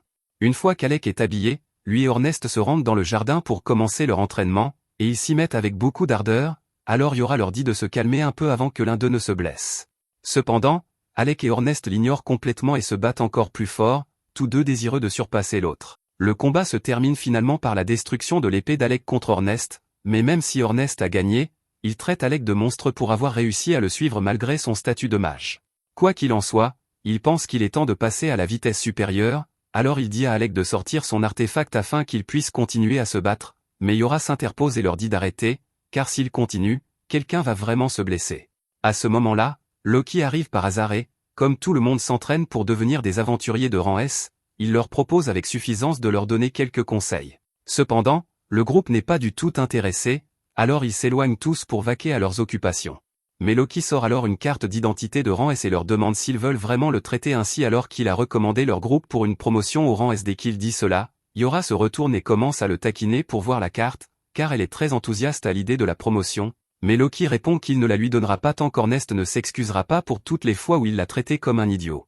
Orneste refuse de le faire, mais tout à coup, Krista et Riwell apparaissent et demandent à Loki d'arrêter de causer des problèmes au groupe de Yora. Ils expliquent qu'ils ont déjà recommandé la promotion au rang S pour une durée indéterminée, et que le maître de la guilde l'a approuvé, donc ils sont juste là pour déposer leur nouvelle carte d'identité de rang S. Tout le monde est très heureux de cette promotion, mais Krista s'approche d'Alec et lui dit qu'elle pense que cela ne suffit pas pour le remercier de tout ce qu'il a fait pour son groupe. Elle lui dit donc que s'il a un jour des ennuis, il ne doit pas hésiter à l'appeler à l'aide. Alec apprécie cette offre et lui répond qu'il s'en souviendra. Pour fêter le fait que la Steam Period soit désormais classée S, Loki suggère qu'ils aillent tous déjeuner. Ils se rendent donc à la taverne et dégustent un copieux repas composé du menu haut de gamme proposé par Loki. Alec a encore du mal à croire qu'il fait vraiment partie d'un groupe classé S, mais Orneste remarque son expression et lui dit qu'il ferait mieux de ne pas penser qu'il n'a pas sa place ici. Il lui dit que ce n'est que le début de leur légende, et que s'il se laisse envahir par des doutes stupides, Orneste va lui mettre une raclée. Alec dit qu'il comprend, alors Yora propose de porter un toast pour célébrer leur promotion au rang S, et il commande un tonneau de l'alcool le plus cher de la taverne, aux grandes dames du portefeuille de Loki. Tard dans la nuit, tout le monde a bien bu, et ils se préparent à rentrer chez eux, mais Yora s'est évanouie après avoir abusé de l'alcool. Krasia explique que Yora était simplement de très bonne humeur, en partie à cause de la promotion au rang S du groupe, mais aussi parce qu'Alec a refusé l'invitation du roi à retourner à Galdana afin de pouvoir rester ici avec eux. À ce moment-là, Misha arrive en courant à la recherche de Krasia et lui explique que la guilde a besoin d'un guérisseur supplémentaire et qu'ils auraient vraiment besoin de son aide. Krasia accepte d'aider et se rend à l'infirmerie de la guilde pour commencer à soigner les gens. Elle est surprise par le nombre de blessés et demande à Misha s'il y a eu récemment un raid raté dans un donjon. Cependant, Misha lui répond que ces blessures n'ont pas été causées par des monstres, mais par des humains. Krasia est choquée, car c'est la première fois qu'elle en entend parler, mais apparemment, un groupe de criminels s'en prend depuis peu aux aventuriers et se fait appeler la Guilde de l'Ombre. À ce moment-là, le maître de la guilde vient demander l'aide de Krasia, car il a un autre aventurier blessé à soigner. La jeune fille est en très mauvais état, mais l'infirmerie étant pleine, Leviel a dû l'amener dans sa chambre. Elle s'appelle Olivia et elle était seule lorsqu'elle a été attaquée par la Guilde de l'Ombre. Son état est critique, mais tant que Krasia est là pour la soigner, Leviel est sûr qu'elle s'en sortira. Krasia commence à examiner toutes les blessures d'Olivia, mais alors qu'elle s'apprête à la soigner, Olivia se réveille et attrape la main de Krasia.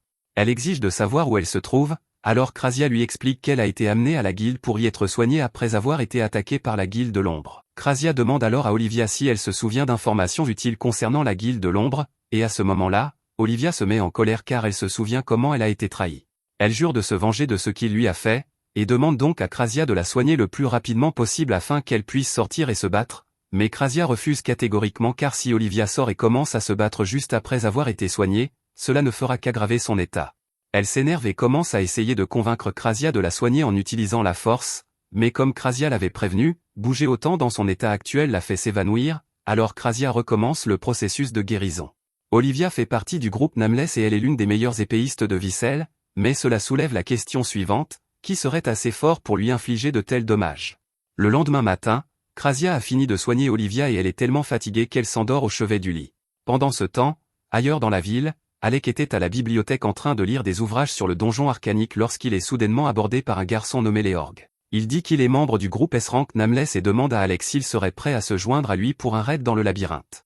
Plus tard, Krasia se rend dans la chambre d'Olivia pour voir comment elle va, mais elle la trouve en train de s'entraîner au combat à l'épée alors qu'elle devrait se reposer, et Leviel est simplement assis là pendant qu'elle s'entraîne. Krasia lui demande pourquoi il ne l'a pas arrêtée, mais il répond qu'Olivia refuse d'écouter quoi que ce soit de ce qu'il dit, et qu'il ne pouvait donc rien faire. Elle refuse même de lui dire ce qui s'est passé avec la Guilde de l'Ombre, ce qui l'empêche de poursuivre son enquête. Krasia attrape Olivia et lui dit qu'elle doit s'allonger, mais Olivia rétorque que le vrai problème ici est le fait qu'elle ne peut toujours pas utiliser ses jambes correctement, alors elle crie à Krasia de faire son travail de guérisseuse. Olivia est très impolie, mais Krasia ne se laisse pas impressionner et demande à Leviel de quitter la pièce afin qu'elle puisse commencer à soigner les jambes d'Olivia. Krasia commence alors à utiliser sa magie de guérison sur Olivia, qui est surprise qu'elle ne lui pose aucune question sur ce qui s'est passé. Krasia comprend plus ou moins qu'Olivia a été trahie par quelqu'un en qui elle avait confiance, et si elle ne veut pas en parler, Krasia n'a pas l'intention de la questionner, mais pour l'instant, Olivia a besoin d'aide, et elle veut donc faire tout son possible pour l'aider. Après avoir entendu cela, Olivia se rend compte que Krasia est simplement une personne gentille qui essaie de l'aider. Pourtant, elle n'a fait que lui manquer de respect pendant tout ce temps. Elle se sent très mal à propos de son comportement, alors elle se met à genoux et s'excuse pour la façon dont elle s'est comportée auparavant. C'est sa propre faiblesse qui l'a mise dans cette situation, et elle a reporté sa frustration sur Krasia, mais elle promet de se rattraper. Krasia est heureuse qu'Olivia ait changé d'avis, mais elle ne veut pas qu'elle se sente trop mal, alors elle lui donne un petit baiser sur le front. Olivia panique et demande à Krasia pourquoi elle a fait cela, mais celle-ci répond que c'est simplement quelque chose que sa mère faisait pour la calmer lorsqu'elle était bouleversée, et qu'elle a pensé que cela pourrait l'aider. En entendant Krasia dire cela, Olivia se souvient de sa propre mère, et Krasia remarque qu'elle semble plongée dans ses pensées, mais lorsqu'elle lui en parle, Olivia change de sujet et demande si elle peut avoir quelque chose à boire. Krasia est ravie de l'aider et prépare une tasse de thé pour Olivia, mais avant qu'elle n'ait pu se servir une tasse pour elle-même, Olivia lui dit qu'elle a une autre faveur à lui demander. Elle dit qu'elle vient de se rendre compte qu'elle n'a rien mangé depuis hier et qu'elle a un petit creux. Krasia comprend et propose d'aller chercher des snacks, mais dès qu'elle quitte la pièce, Olivia se penche et dépose quelque chose dans la tasse de Krasia. Pendant ce temps, chez lui, Alec retrouve Yora et Ornest pour leur parler de sa rencontre avec Luor et de sa proposition de raid dans un donjon. Ornest a déjà entendu parler de Luor et il est sûr qu'Alec a dû être déconcerté par son apparence, mais en réalité, ce type est plus âgé que tous réunis. Alec n'arrive pas à y croire, alors Yora lui explique que Luor est un elfe et qu'il aime simplement se comporter de manière mignonne pour une raison quelconque, même s'il a au moins 100 ans. Quant au raid dans le donjon mentionné par Luor, Ornest est plutôt intrigué, alors il demande à Alec s'il a plus de détails à ce sujet. Alec explique que Luor a dit que le raid aurait lieu au 72e étage du donjon et que le plan est d'y entrer et de le nettoyer le plus rapidement possible. Il propose même à Alec de garder le cœur du donjon une fois que tout sera terminé, mais Alec n'arrive pas à croire que Luor soit prêt à laisser le groupe d'Alec débarquer et nettoyer le dernier étage du donjon alors que Nameless travaille depuis des mois à le nettoyer. Luor voit qu'Alec est sceptique, alors il lui explique que lui et le reste de son groupe ont en fait une affaire à régler avec la Guilde de l'Ombre, car celle-ci a blessé l'un de ses coéquipiers et qu'il doit se venger. Mais pendant qu'il s'occupe de cela, il ne pourra pas nettoyer le donjon, alors il espère qu'Alec et son groupe s'en chargeront à sa place. Yora pense que c'est une bonne affaire pour eux, mais Ornest se met à crier et dit que c'est beaucoup trop louche. Que le groupe de Nameless renonce à son droit de nettoyer le donjon est une chose, mais qu'il prévoit également de démanteler la Guilde de l'Ombre semble trop beau pour être vrai. Alec reconnaît que cela semble suspect, mais Yora, en revanche, ne pense pas que Luor soit le genre de personne à leur tendre un piège. Certes, il est un peu bizarre, mais c'est lui qui fait fonctionner son groupe, elle doute donc qu'il ferait quelque chose si Sinisté essayait de les piéger. Quoi qu'il en soit, rester ici ne leur apportera aucune réponse, alors Ornest attrape le noyau et dit aux autres que la fille impolie que Krasia soignait hier venait apparemment de Nameless, donc s'ils veulent confirmer l'histoire de Luor, ils n'ont qu'à lui demander. Les autres sont d'accord, alors ils se dirigent tous vers la guilde, mais avant qu'ils puissent entrer, Misha arrive en courant, paniqué, et les bouscule. Il lui demande si quelque chose ne va pas, et Misha leur apprend qu'il est arrivé quelque chose de terrible à Krasia, c'est pourquoi elle était si pressée de trouver de l'aide. Le groupe entre et trouve Krasia appuyée contre le mur, à peine capable de tenir debout, alors ils se précipitent vers elle pour voir comment elle va. Krasia leur dit qu'elle va plutôt bien, mais qu'elle a été droguée plus tôt, et qu'à son réveil, Olivia avait disparu. Il ne faut pas être un génie pour comprendre que c'est Olivia qui a drogué Krasia, mais Krasia est toujours très inquiète car elle pense qu'Olivia est peut-être retournée dans le labyrinthe pour se venger. Orneste lui demande pourquoi il devrait s'inquiéter si Olivia veut risquer sa vie pour se venger, alors Krasia explique que les blessures d'Olivia ne sont pas encore complètement guéries et qu'elle n'est donc pas en état de se battre. Orneste comprend cela, mais il ne comprend toujours pas pourquoi il devrait s'inquiéter, car en fin de compte, c'était la décision d'Olivia, et elle se trouve être la plus forte épéiste du royaume, il doute donc que la guilde de l'ombre puisse réellement la vaincre. Orneste a peut-être raison au sujet de la force d'Olivia, mais Krasia se souvient qu'elle a mentionné un traître, et elle ne pense donc pas que la guilde de l'ombre ait pu la vaincre seule. Il doit y avoir quelqu'un d'autre qui l'attend dans le donjon, quelqu'un qui est assez fort pour avoir laissé la meilleure épéiste du royaume dans un état critique, et Krasia ne va pas rester les bras croisés et la laisser se faire tuer, même si cela ne la concerne pas. Elle dit qu'elle ira seule si les autres ne veulent pas l'aider, mais alors qu'elle franchit la porte d'entrée, elle se rend compte que les autres la suivent. Ils disent qu'ils ne peuvent pas laisser Krasia affronter seule le danger du donjon, donc si elle tient tant à sauver Olivia, ils l'accompagneront. Ils se dirigent tous ensemble vers l'entrée du donjon labyrinthique, mais Orneste n'a vraiment pas envie d'affronter le labyrinthe. Alec lui demande pourquoi, et Yora explique qu'il y a des tonnes de pièges de téléportation disséminés dans tout le donjon, ce qui rend la navigation difficile. Marbel ajoute qu'il est courant que les groupes se séparent à l'intérieur, et que tout le monde doit donc être extrêmement prudent. C'était un avertissement utile, mais le groupe n'a aucune idée de ce que Marbel fait ici. Elle leur dit qu'elle a entendu dire qu'Olivia s'était enfuie pour échapper à la culpabilité et qu'elle retournait dans le donjon, alors elle est venue ici dans l'espoir de rattraper Olivia avant qu'elle n'y entre, mais elle est arrivée trop tard, c'est pourquoi elle veut se joindre à leur groupe. Elle explique que Luor lui a également demandé de se joindre au raid pour remplacer les compétences d'Olivia, car elle est également une épéiste de rang S, mais la principale raison pour laquelle elle a accepté de venir est qu'elle voulait voir de plus près la magie incroyable d'Alec. Cependant, Yora n'est pas d'accord alors elle repousse Marbel et lui dit que contrairement à Nameless, ils ont déjà mis en place une dynamique d'équipe et qu'ils ne veulent pas la gâcher. Alec demande à Orneste de quoi parle Yora, alors il explique que même si Nameless est un groupe, les membres de l'équipe agissent plutôt comme des aventuriers solitaires. Luor a réussi à les convaincre de se réunir, mais la plupart d'entre eux préfèrent partir à l'aventure seuls, et lorsqu'ils ne sont pas en train d'explorer des donjons, ils se moquent complètement les uns des autres. Olivia, par exemple, déteste que d'autres personnes se mêlent de ses affaires, c'est pourquoi elle refuse l'aide de quiconque et peut parfois paraître impolie, mais Marbel sait qu'au fond, c'est une bonne personne.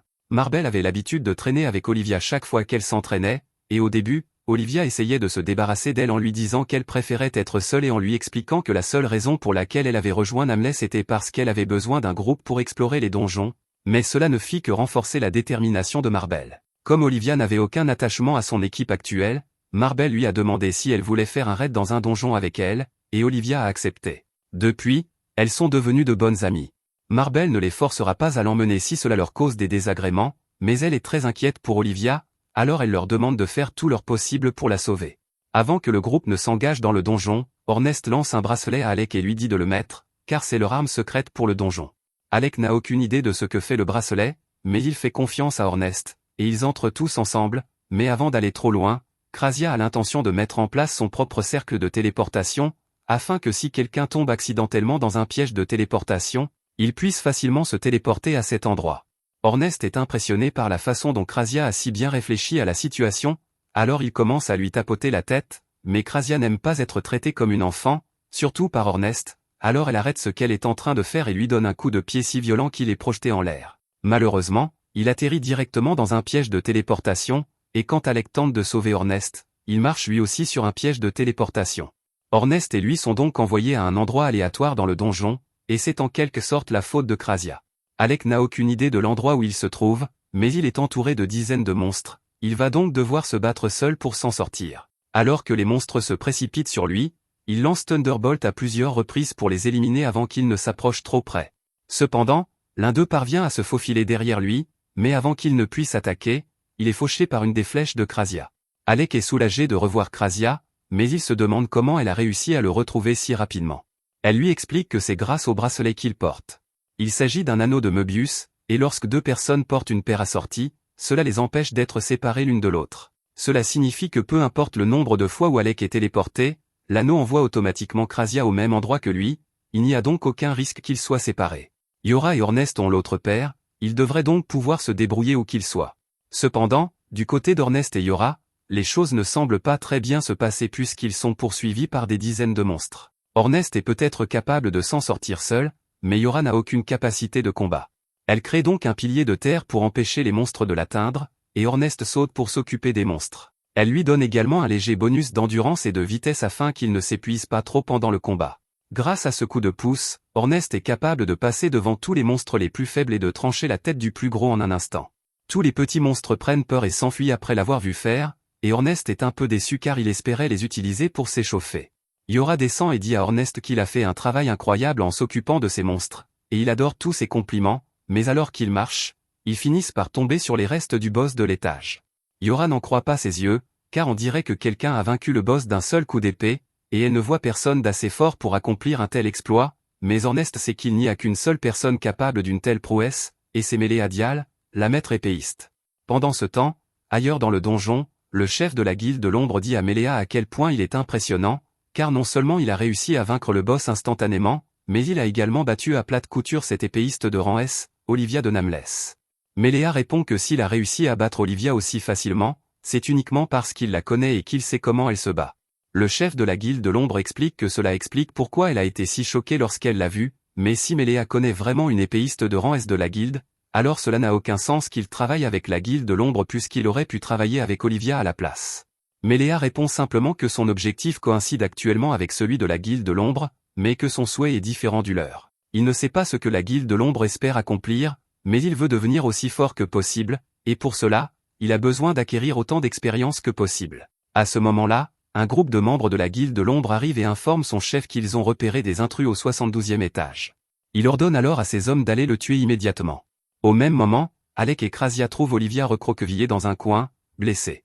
Lorsqu'elle aperçoit Krasia, elle lui demande avec désinvolture de soigner ses blessures afin qu'elle puisse continuer à avancer, mais Krasia refuse, sachant qu'Olivia s'enfuira à nouveau dès qu'elle aura terminé. Olivia est agacée que Krasia refuse de la soigner, mais elle n'a pas l'intention de se laisser arrêter pour autant, alors elle se remet debout pour continuer à avancer malgré ses blessures. Cependant, Alec et Krasia lui barrent le chemin, et Krasia lui dit qu'elle ne la laissera pas partir tant qu'elle ne leur aura pas dit pourquoi elle fait tout cela. Elle lui demande si cela a un rapport avec la guilde de l'ombre, mais Olivia ricane et répond qu'il est impossible qu'elle perde face à la guilde de l'ombre. La personne qu'elle recherche est son ancien professeur, et elle veut le tuer car c'est lui qui a laissé mourir sa mère. Elle active alors un piège de téléportation pour échapper à Alec et Krasia, mais ceux-ci remarquent son intention et parviennent à atteindre le cercle avant qu'il ne s'active, les envoyant tous les trois au cœur d'un repère de monstres. Ils sont complètement encerclés, alors Alec se précipite pour éliminer quelques monstres, mais ils sont trop nombreux pour qu'il puisse s'en sortir seul. Krasia décide de soigner Olivia afin qu'elle puisse se battre, et elle lui dit qu'elle peut créer un cercle de téléportation pour les faire sortir de là, mais que cela va prendre un certain temps, et qu'elle a donc besoin qu'Olivia et Alec retiennent les monstres. C'est tout ce qu'Olivia avait besoin d'entendre, alors elle se précipite pour rejoindre Alec dans le combat. Mais bien qu'Alec soit un bon épéiste, il a encore des lacunes, et dans ce cas précis, il ne parvient pas à atteindre le point faible des monstres, il doit donc battre en retraite. Olivia, en revanche, ne semble avoir aucun mal à trancher la tête des monstres. Lorsqu'elle se rend compte à quel point Alec est en difficulté, elle lui dit qu'il doit s'entraîner plus souvent, car un épéiste de rang S comme lui ne devrait pas avoir autant de mal à combattre des monstres comme ceux-ci. Krasia finit par terminer la mise en place de son cercle de téléportation et dit à Alec et Olivia qu'il est temps pour eux de partir. Mais lorsqu'elle essaie d'activer le cercle, celui-ci s'effondre soudainement, ce qui lui fait comprendre que cette partie du donjon doit être protégée par une barrière anti-magie. Ils ne pourront donc pas utiliser de sort tant qu'ils n'auront pas éliminé le mangeur de magie. De plus en plus de monstres commencent à approcher, alors Olivia demande à notre héros s'il pense pouvoir faire mieux que la dernière fois, et Alec répond qu'il fera de son mieux. Les deux commencent alors leur attaque, et tandis qu'Alec regarde Olivia trancher les corps des monstres, il remarque qu'elle est très silencieuse et efficace dans ses coups, pas étonnant qu'on la surnomme la meilleure épéiste de la ville. Il ne veut pas qu'elle sous-estime ses talents d'épéiste, alors il passe à la vitesse supérieure et tranche l'un des monstres en deux. Sa démonstration de puissance impressionne quelque peu Olivia, qui lui dit qu'il n'est pas mauvais, mais qu'il a encore beaucoup de chemin à parcourir s'il veut maîtriser son épée. Elle lui dit qu'il doit cesser de compter autant sur sa force pour vaincre ses ennemis et essayer plutôt de les surpasser. Alec apprécie vraiment ce conseil, mais cela ne change rien au fait qu'ils sont toujours encerclés, car peu importe le nombre de monstres qu'ils abattent, d'autres continuent d'apparaître. Ils ne progresseront pas ainsi, alors Olivia demande à Krasia si elle a découvert l'emplacement du mangeur de magie qui génère le champ anti-magie. Krasia pense qu'il se trouve là-bas, mais il est impossible de s'y rendre avec autant de monstres sur le chemin.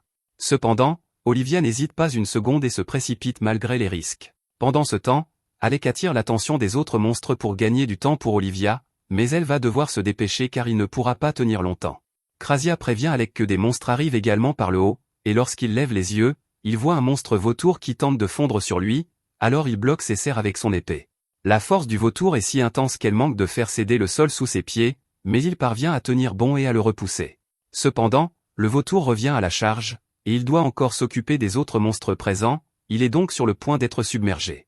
Heureusement, il parvient à piéger le vautour pour qu'il élimine l'un des grands cyclopes, ce qui lui fait un monstre de moins à affronter, mais le vautour reste un gros problème pour lui. Pendant ce temps, Olivia continue de se diriger vers le mangeur de magie, qui s'avère être ce monstre squelette. Lorsqu'elle s'en approche, elle le poignarde à la poitrine et détruit sa ceinture, ce qui devrait faire disparaître le champ anti-magie. Olivia crie à Krasia de commencer à créer un autre cercle de téléportation. Pendant ce temps, comme Alec peut désormais utiliser sa magie, il lance un sort de foudre quintuple pour incinérer tous les monstres d'un seul coup. Ils se précipitent alors tous vers Krasia avant que d'autres monstres n'apparaissent, et ils sont tous téléportés hors du nid des monstres. Maintenant qu'ils sont en sécurité, Olivia demande à Alec pourquoi il ne lui a pas dit qu'il était un mage plutôt qu'un épéiste, car elle se sent maintenant idiote d'avoir critiqué ses compétences à l'épée plus tôt. Mais Alec lui répond que ses conseils lui ont en fait été très utiles et qu'il prévoit de s'entraîner à l'épée une fois qu'ils seront de retour en ville, mais que pour l'instant, tout ce qui compte, c'est que tout le monde soit en sécurité. À ce moment-là, Krasia les interrompt et lui dit que même si Olivia semble en bonne forme pour l'instant, la magie de guérison n'est pas parfaite, et que si elle continue à se battre ainsi, ses blessures ne tarderont pas à se rouvrir et elle se retrouvera à nouveau dans un état débilitant. Krasia se souvient qu'Olivia a mentionné qu'un traître avait tué sa mère, et elle lui demande si elle serait disposée à donner plus de détails à ce sujet. Elle se confie et leur raconte l'incident qui s'est produit lorsqu'elle était encore enfant. Après la mort de sa mère aventurière, elle s'est retrouvée seule au monde, mais c'est alors que Méléa l'a recueillie. Il a commencé à lui apprendre à manier l'épée, et jour après jour, Olivia a progressé. Elle pleurait toujours la perte de sa mère, mais Méléa était comme un père pour elle, alors elle allait toujours le voir pour trouver du réconfort. Cependant, tout a changé le jour où il lui a révélé la vérité.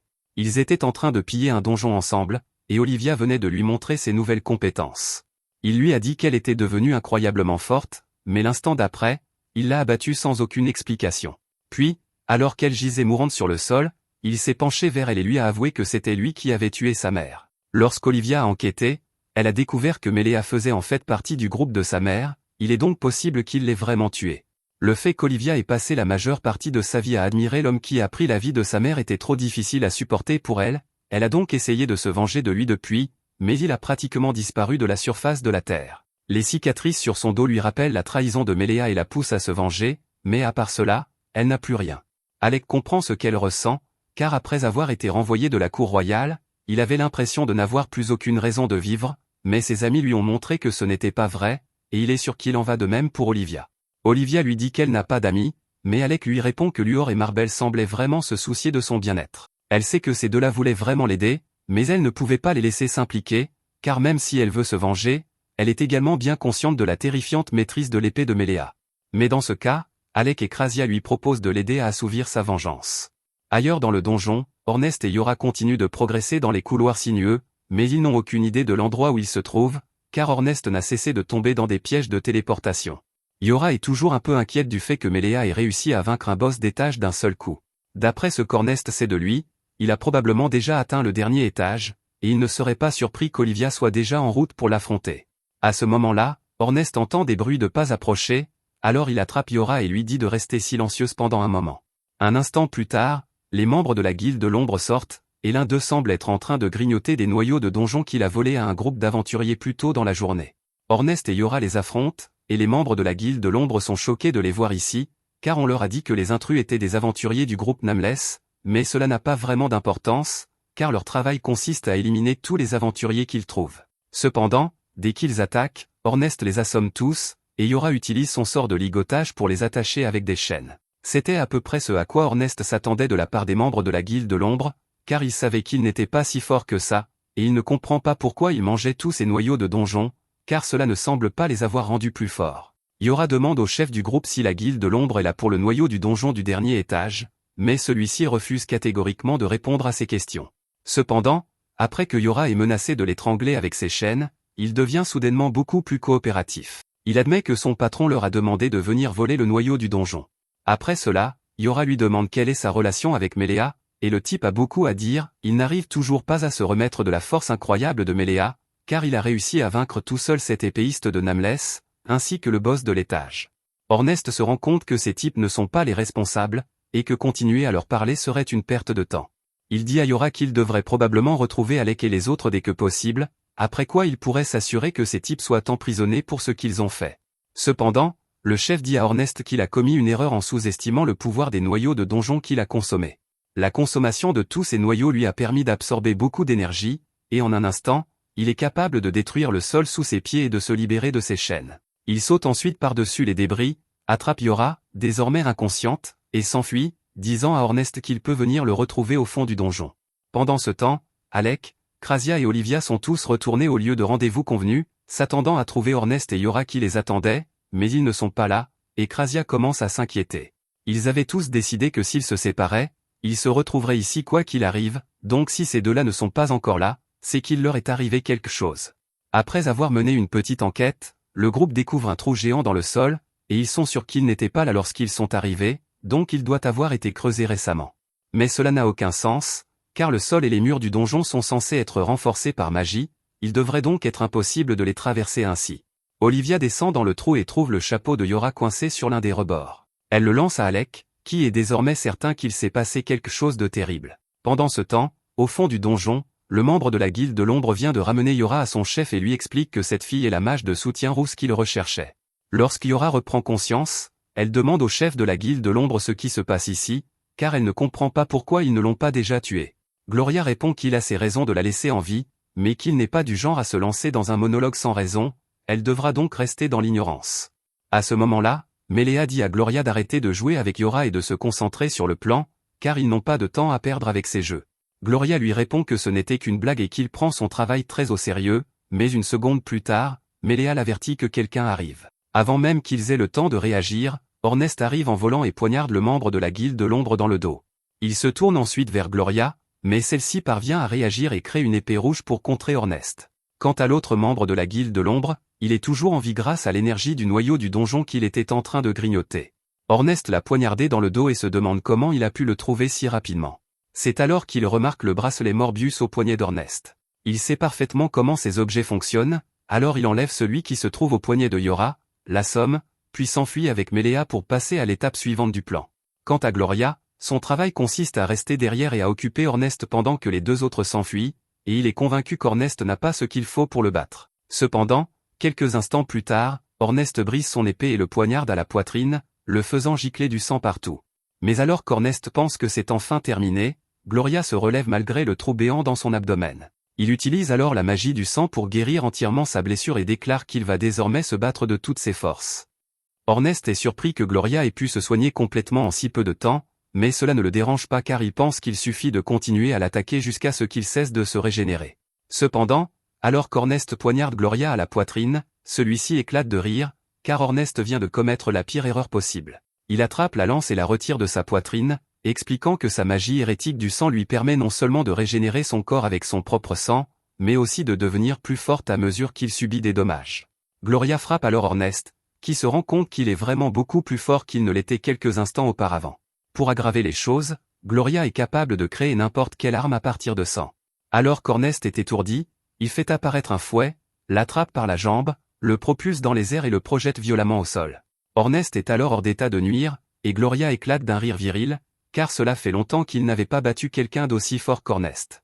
Il s'est bien amusé, mais il estime qu'il est temps d'en finir avec Ornest. Cependant, Ornest refuse de se laisser abattre si facilement, alors il se relève et invoque sa lance à ses côtés. Mais au lieu de l'attraper, il la laisse voler vers Gloria. Gloria parvient à l'esquiver, car il s'attendait à ce qu'Ornest tente quelque chose, mais il ne s'attendait pas à ce qu'Ornest réduise la distance et commence à lui donner des coups de poing au lieu d'utiliser sa lance. Il y a quelques années, lorsqu'Ornest et Alec étaient à l'école ensemble, ils devaient se battre en duel un jour. Au cours de leur combat, Ornest lâche accidentellement sa lance, qui vient se planter dans un mur, mais cela ne l'arrête pas et il charge Alec à coups de poing. Cependant, le combat est interrompu par la directrice, furieuse qu'ils aient abîmé le mur. Ornest et Alec sont donc contraints de passer le reste de la journée à le réparer ensemble. Une fois qu'ils eurent terminé, Alec complimenta Ornest pour sa stratégie géniale de plus tôt dans la journée, car il ne s'attendait vraiment pas à ce qu'il lâche son arme de cette façon. Les techniques telles que les épées magiques épuisent constamment le mana, donc créer une distraction comme celle-ci est incroyablement efficace. C'était un accident de la part d'Ornest, mais il ne voulait pas l'admettre, alors il a fait semblant de l'avoir fait exprès à ce moment-là, mais maintenant, il le fait vraiment exprès. Il ne peut pas utiliser de sorts offensifs comme Alec, de magie de soutien comme Yora ou de sorts de guérison comme Krasia, mais quand il s'agit de combats rapprochés, presque personne ne le fait mieux que lui. Et même si Gloria devient plus forte à mesure qu'il saigne, il n'aura qu'à continuer à le surpasser jusqu'à ce qu'il n'ait plus de magie pour se régénérer. Cependant, alors que Gloria est allongée sur le sol, il se remet à rire, car il n'arrive pas à croire qu'Ornest soit assez naïf pour penser qu'il peut vaincre la magie avec sa force physique. Pour prouver sa supériorité, il prévoit de montrer à Ornest la véritable étendue de la magie en invoquant un être connu sous le nom d'Ans. Pendant ce temps, à la guilde, Leviel est en réunion avec l'orgue pour discuter de certaines choses, mais l'orgue est trop occupé à engloutir toutes les friandises disponibles pour y prêter attention. Leviel lui demande s'il est vrai qu'il a choisi Alec pour devenir son partenaire de raid, et Lur le confirme. Il ajoute également que cela ne devrait poser aucun problème au niveau du règlement de la guilde, puisque le groupe d'Alec a récemment été promu au rang et s'il avait entendu les rumeurs selon lesquelles le mage aux 5 couleurs venait à Fizizel, et il avait très envie de le rencontrer en personne, car il est presque inconcevable qu'un mage soit capable d'utiliser tous les types de magie. Bien qu'il ne puisse garantir que les rumeurs concernant Alec soient vraies, Liviel est d'accord avec l'orgue sur ce point, car c'est le genre d'homme qui ne peut croire pleinement à quelque chose tant qu'il ne l'a pas vu de ses propres yeux. Il a du mal à croire qu'Alec et son groupe aient vraiment établi le record du donjon il y a toutes ces années à Galdana, mais il sait que Yora et les autres ne sont pas du genre à mentir sur leurs exploits, donc les rumeurs sont probablement vraies. À ce moment-là, Marbel arrive à la recherche du maître de guilde, avec une terrible nouvelle. Elle l'informe qu'Olivia s'est enfuie et s'est rendue dans le donjon dans le but de se venger. Leviel est très inquiet, mais Marbel lui dit qu'il n'y a pas lieu de s'inquiéter, car Alec et les autres sont déjà partis à sa recherche. L'orgue est soulagé d'entendre cela, mais le maître de guilde est toujours aussi inquiet, car il doit désormais s'inquiéter pour Alec et son groupe en plus d'Olivia. Il avait prévu d'attendre le bon moment pour tendre une embuscade à la guilde de l'ombre afin de l'éliminer une fois pour toutes, mais ce plan est désormais ruiné.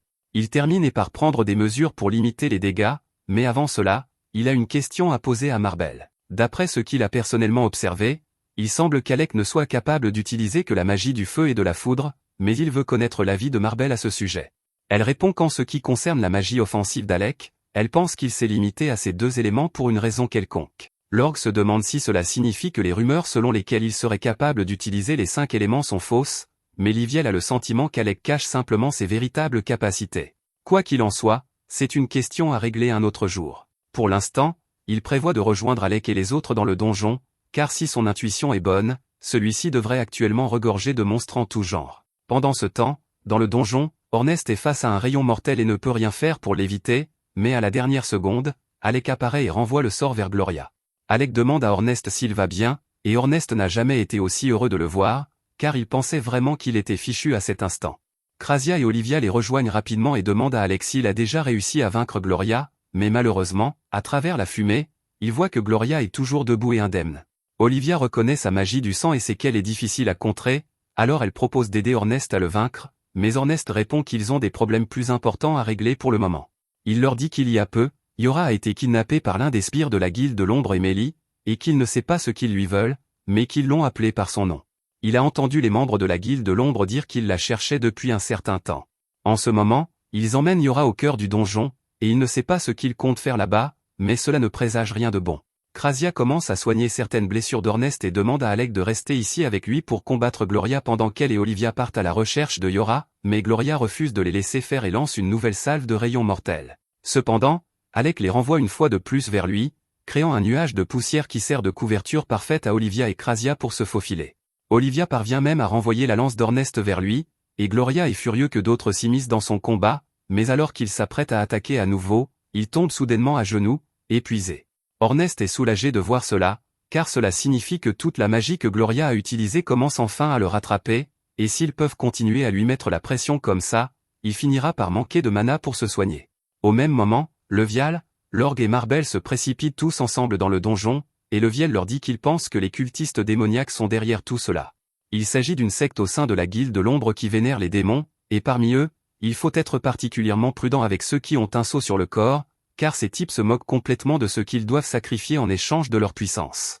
Pendant ce temps, du côté d'Alec et d'Ornest, Gloria se rend compte qu'il est acculé, alors il décide de tout miser et active son sceau magique. Le sceau lui confère une puissance et une force physique écrasantes, à tel point qu'il parvient à surprendre Ornest et à lui mordre l'épaule avant même qu'Alec n'ait le temps de réagir. Une fois qu'Alec comprend ce qui se passe, Il tente de frapper Gloria avec un sort de foudre, mais Gloria bondit immédiatement en arrière et l'esquive. Il est bien trop rapide pour qu'Alec puisse le viser et le toucher proprement, alors Alec renonce complètement à viser et lance simplement un sort de foudre à large portée. Gloria est pris dans la zone d'effet, et pendant un instant, Alec pense qu'il a peut-être infligé suffisamment de dégâts pour le vaincre, mais Gloria se remet à sourire et dit que toutes les tentatives d'Alec sont féodales. Dans cet état, il peut constamment recharger son mana en utilisant son sang, et Alec n'a aucune chance d'épuiser ses réserves avec des attaques aussi insignifiantes. Gloria commence à lancer coup après coup sur Alec, qui parvient à ériger un bouclier à temps pour les bloquer, mais à ce rythme, Gloria ne tardera pas à le percer. La barrière d'Alec finit par être détruite, mais alors que Gloria s'apprête à l'achever, il remarque qu'Ornest n'est plus derrière Alec. À ce moment-là, nous voyons Ornest se faufiler derrière Gloria. Cependant, Gloria le remarque à temps pour bloquer son attaque surprise, et grâce à son physique amélioré, il est bien trop rapide et fort pour qu'Ornest puisse le suivre dans son état blessé.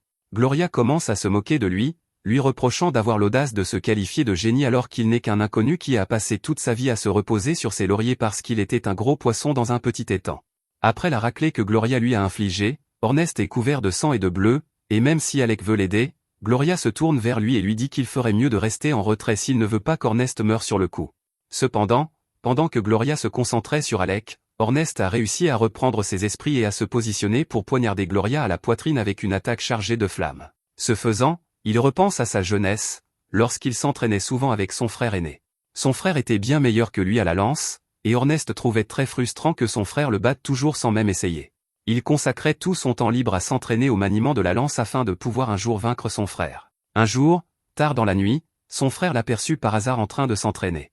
Il était fier des efforts qu'Ornest déployait pour le rattraper, mais il souffrait d'une maladie mortelle qui le faisait cracher du sang, et il savait qu'il n'en avait plus pour longtemps à vivre. Cependant, il ne voulait pas qu'Ornest découvre son état, alors il s'éloigna rapidement lorsqu'il fut repéré. Peu de temps après, l'état de santé du frère d'Ornest devint trop grave pour qu'il puisse le cacher, et Ornest fut dévasté lorsqu'il l'apprit.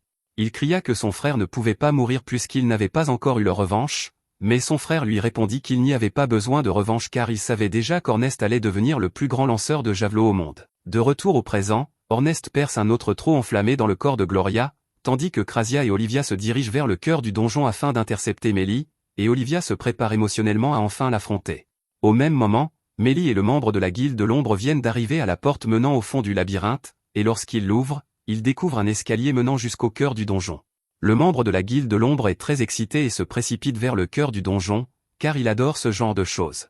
Il le retire du piédestal et le tient devant son visage, car il n'arrive pas à croire qu'il ait enfin mis la main dessus, mais pour une raison quelconque, Mélie le regarde avec un pur mépris dans les yeux. Ornest demande à Alec de lui lancer un autre sort de feu. Au début, Gloria pense qu'il bluffe, mais Alec lui lance vraiment une boule de feu, et la lance d'Ornest absorbe le sort, enveloppant tout son corps de flamme. Ornest charge alors Gloria, le poignardant à plusieurs reprises jusqu'à ce que son bras soit finalement coupé. Cette fois-ci, la régénération sera beaucoup plus difficile, car les attaques de flammes utilisées par Ornest ont brûlé le sang de Gloria. Sans sa capacité de régénération, il n'a aucun moyen de rivaliser avec Ornest, mais il est déjà trop tard pour faire marche arrière. Ornest coupe l'autre bras de Gloria, puis le frappe de dizaines de coups de lance mortels, ne laissant de Gloria qu'un torse carbonisé. Pendant ce temps, au fond du donjon, Yora se réveille enfin et se retrouve attachée à un arbre, avec le membre de la guilde de l'ombre debout devant elle. Il lui dit qu'il est déjà trop tard pour l'arrêter maintenant qu'il a le cœur du donjon en sa possession, mais soudain, Méléa frappe Taureau dans le dos, le faisant tomber au sol et lâcher le cœur du donjon. Yora ne comprend pas ce qui se passe, car elle pensait que Méléa était du côté de la guilde de l'ombre, mais celui-ci ramasse le noyau et déclare qu'il est désormais à la fois le noyau et le chercheur, il n'a plus aucune raison de coopérer avec eux. Yora ne comprend pas pourquoi Méléa vient de la qualifier de chercheuse, alors Méléa lui explique qu'il veut qu'elle l'aide à trouver Eden, l'endroit où les cœurs des donjons peuvent être utilisés pour exaucer des vœux, mais il y a un problème, Yora n'a jamais entendu parler d'un endroit appelé Eden, et encore moins de l'idée que les donjons puissent exaucer des vœux, alors elle lui dit que ce qu'il fait n'a rien à voir avec elle. Mais à ce moment-là, Taureau reprend conscience et hurle sur Méléa pour avoir osé trahir la guilde de l'ombre. Même s'il n'est pas assez fort pour se venger de Méléa pour l'instant, la guilde de l'ombre compte de nombreux combattants puissants, et ils ne se reposeront certainement pas tant que Méléa n'aura pas payé pour cela. À sa grande surprise, Méléa lui répond que c'est exactement ce qu'il souhaite. Il veut devenir encore plus fort qu'il ne l'est déjà, et pour cela, il a besoin d'acquérir autant d'expérience au combat que possible. Mais l'expérience est difficile à acquérir, car lorsque vous êtes officiellement reconnu comme maître épéiste, la plupart des gens ont tendance à éviter de se frotter à vous. C'est pourquoi il en est finalement arrivé à la conclusion que s'il ne trouvait pas d'ennemis puissants à combattre, il devrait se créer des ennemis en commettant autant de trahisons sournoises que possible afin que les gens aient une raison de s'en prendre à lui. Et comme par hasard, Olivia et Krasia arrivent à ce moment-là. Yora est heureuse de les voir, et maintenant qu'elle a repris des forces, elle essaie d'effrayer Méléa en lui disant qu'elle a encore plus d'amis qui devraient arriver d'une minute à l'autre, mais elle vient littéralement d'entendre Méléa dire qu'il veut en découdre, donc il n'a pas peur d'un combat. Il lui demande toutefois si Alec fait partie des amis dont elle a parlé, et Yora s'inquiète car elle n'a jamais mentionné le nom d'Alec à Méléa auparavant, il ne devrait donc pas le connaître. Cependant, il semble que Méléa en sache beaucoup plus sur Alec qu'il ne le pensait, car il dit qu'il a hâte de rencontrer le fils d'Arya et Grey. Pendant ce temps, du côté d'Alec et d'Ornest, Ornest dit à Alec qu'il est hors de combat à cause des blessures qu'il a subies lors de son combat contre Gloria, donc Alec va devoir affronter Méléa seul, et pour qu'il le sache, Méléa n'est pas quelqu'un que l'on peut vaincre facilement.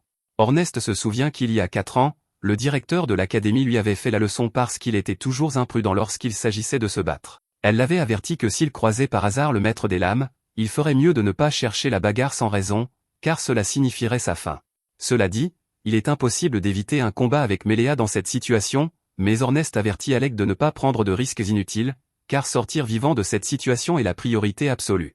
Alec jure qu'il veillera à ce que Yora, Olivia et Krasia reviennent toutes avec lui, et pour gagner du temps dans leur recherche, il utilise le bracelet relié à Krasia pour se téléporter jusqu'à elle. Pendant ce temps, au fond du donjon, Méléa s'avance lentement vers Olivia qui court vers lui, jurant qu'elle lui fera payer le meurtre de sa mère, mais elle est suffisamment intelligente pour savoir qu'elle ne peut pas le battre en duel pour l'instant. Elle passe donc devant lui et attrape Yora avant de sauter en sécurité avec elle. Une fois qu'elles sont toutes les deux hors de danger, Krasia tire une volée de flèches directement sur Méléa. Cependant, Méléa n'est guère perturbée par cette tentative d'attaque surprise. Il se contente de tirer sa cape sur son corps pour se protéger de la pluie de flèches, puis se retourne pour faire face aux 3 personnes qui seront ses adversaires aujourd'hui. Yora ne veut prendre aucun risque, elle lui lance immédiatement un sort de liaison, immobilisant Méléa, et Krasia le vise à nouveau. Elle dit à Méléa qu'il a commis une erreur en les laissant sauver Yora si facilement, car leur formation d'attaque est désormais imbattable. Pour l'achever, Yora jette un sort septuple sur l'arc de Krasia afin qu'elle puisse lancer une flèche phénix à pleine puissance. Cependant, même avec la boule de feu qui se dirige vers lui, Méléa ne peut s'empêcher de sourire, car c'est exactement le genre de défi qu'il espérait relever. Il commence à lutter contre les chaînes jusqu'à ce qu'il parvienne à en trancher une, et une fois libre, il coupe facilement la flèche phénix d'un seul coup. Yora n'en croit pas ses yeux, car c'était l'attaque la plus puissante de son arsenal, renforcée par la magie de soutien de Yora, et pourtant il a réussi à la détruire si facilement. Alors que les autres sont encore sous le choc, Olivia est déjà passée à l'action et s'apprête à frapper Méléa par derrière, mais avant que sa lame ne puisse le toucher, Méléa lève son épée et bloque le coup sans même regarder. Il est déçu qu'Olivia ait vraiment pensé qu'une tactique aussi basique fonctionnerait sur lui, car elle devrait savoir maintenant qu'elle ne peut pas le battre seule, mais Olivia répond qu'elle ne laissera personne d'autre revendiquer la tête de Méléa. Alors qu'elle charge Méléa, celui-ci remarque qu'il doit y avoir un guérisseur talentueux à Vizel pour qu'Olivia se soit autant rétablie en si peu de temps, et il suppose que c'est l'œuvre de Krasia. Il dit à Olivia qu'elle s'est trouvée de bons amis, car leur attaque précédente était correcte et promettait un avenir prometteur, mais qu'au final, pour lui, ils ne sont encore rien de plus que des enfants qui jouent à faire semblant. Il est déçu qu'Olivia soit encore si faible malgré tout ce qu'il lui a appris, et il lui dit que les amis seuls ne suffiront jamais à compenser une telle faiblesse. En entendant ces mots sortir de la bouche de Méléa, Olivia a un flashback de son enfance, lorsque Méléa l'avait trouvée en train de pleurer seule dans sa chambre. Il lui avait demandé ce qui n'allait pas, et elle lui avait expliqué qu'elle s'était battue avec un groupe d'enfants parce qu'ils se moquaient de sa mère. Ils lui ont dit que sa mère devait être une aventurière faible pour mourir dans un donjon comme celui-là, et il ne voulait plus jouer avec Olivia parce qu'elle était adoptée. Méléa ne lui a pas reproché de s'être battue, car on ne peut pas laisser passer une chose pareille, cependant, il lui a dit qu'elle ne devait pas être triste qu'il ne veuille plus jouer avec elle, car la solitude peut être source de force. Il lui dit que cela peut servir de motivation pour devenir plus forte que tous ceux qui essaient de l'intimider. Il est impossible de savoir si Méléa a dit cela pour la réconforter sincèrement ou pour la manipuler afin qu'elle devienne avide de combat, mais cela a fonctionné, car à partir de ce jour, Olivia s'est mise à s'entraîner avec une sérieuse incroyable afin de devenir aussi forte que possible, et c'est en partie pour cela qu'elle est si déterminée à le battre de ses propres mains. Elle frappe Méléa, mais celui-ci bloque son attaque en dégainant à peine son épée et la repousse. Il lui donne ensuite un coup de pied qui la projette contre un rocher voisin, et Krasia commence à s'inquiéter sérieusement pour elle, mais alors qu'elle s'apprête à courir à son secours, Yora l'avertit qu'elle doit à tout prix garder ses distances avec Méléa, car aucune d'elles n'est assez douée en combat rapproché pour l'affronter de front. Cela dit, même lorsque Krasia lui tire une flèche, Méléa la rattrape facilement, car elle est beaucoup moins puissante que la flèche phénix qu'elle a utilisée plus tôt. Ils s'avancent maintenant lentement vers elle avec une intention meurtrière, et elles ne savent pas quoi faire. Olivia crie à Krasia et Yora de s'enfuir, car ils sont condamnés si Méléa s'approche trop près d'eux, mais il est déjà trop tard, car il est désormais à portée de frappe et a déjà la main sur son épée. Cependant, au moment même où Méléa lançait son attaque à l'épée, Olivia se leva et courut devant lui, car elle ne pouvait supporter l'idée de perdre d'autres êtres chers à cause de Méléa. Elle resta donc là et essuya le choc de l'attaque. Cela lui permit de protéger Yora et Krasia, mais lui causa également de graves blessures, et elle s'effondra peu après. Krasia se précipite à ses côtés et commence immédiatement à essayer de la soigner, tandis que Méléa reste là à attendre, sachant qu'ils ne peuvent rien lui opposer qui représente un véritable défi. Mais à ce moment-là, Alec tombe du ciel, et c'est exactement ce qu'attendait Méléa. Il croise joyeusement le fer avec Alec et le repousse. Yora s'inquiète pour la sécurité d'Alec et propose de l'aider à se battre, mais il lui dit qu'il se débrouille tout seul et qu'elle et Krasia devraient se concentrer sur Olivia pour le moment. Il charge alors Méléa, qui prépare son épée pour le combat et part parfaitement chacune des attaques d'Alec. Alec exige de savoir pourquoi Méléa traite Olivia si mal alors qu'elle lui fait tellement confiance, mais celui-ci répond qu'elle n'aurait pas été blessée autant de fois s'il avait été assez forte pour se défendre, et que c'est donc de sa faute. Entendant cela, Alec est furieux et charge Méléa une fois de plus, mais cette fois, Méléa esquive avant que le coup d'Alec ne l'atteigne et lui dit qu'il doit commencer à prendre cela plus au sérieux. Il sait déjà qu'Alec est censé être un magicien extraordinaire, alors il lui dit que s'il pense vraiment pouvoir gagner ce combat sans utiliser la magie, il se trompe lourdement. Alec se rend compte que Méléa a raison, alors il décide d'utiliser son sort du dragon de tonnerre et l'envoie sur Méléa avec toute sa force. Méléa reste immobile et attend l'attaque avec impatience. Lorsque son épée la frappe, cela lui cause beaucoup de difficultés, mais il finit par gagner du terrain sur le sort et le repousse, ce que Yora ne pensait même pas possible. Méléa continue ensuite à trancher complètement le sort, et il est très satisfait du résultat, car c'est le premier véritable défi qu'il a reçu depuis longtemps. Cela l'a même fait saigner un peu, alors il dit à Alec qu'il est l'exemple parfait de ce que devrait être un aventurier. Cela dit, il ne pense pas qu'Alec soit un bon magicien, car ce sort de foudre, bien que puissant, n'avait aucune intention meurtrière. Il se demande s'il ne devrait pas s'en prendre à Yora pour motiver Alec à faire un peu plus d'efforts, mais Alec devine ses intentions et lui dit de laisser les autres en dehors de ça, s'il veut vraiment voir une intention meurtrière, c'est ce qu'il va avoir. Alec repense à la promesse qu'il a faite à Ornest de ne rien faire de risqué, mais il semble qu'il va devoir rompre cette promesse, car il ne voit pas d'autre moyen de se sortir de cette situation. Il commence à canaliser toute son énergie vers l'extérieur, et dès que Yora comprend ce qu'il s'apprête à faire, elle dit qu'il faut l'arrêter, mais il est déjà trop tard, car le sort est en marche. Normalement, il est impossible de reconstituer son mana de manière externe, mais Alec a mis au point un sort original appelé Limi Break qui lui permet d'expulser tout le mana de son corps et d'en puiser davantage dans son environnement. Bien que cela ait un coût énorme pour son corps, il n'y a aucune limite à la magie qu'il peut utiliser dans cet état, c'est donc son atout majeur.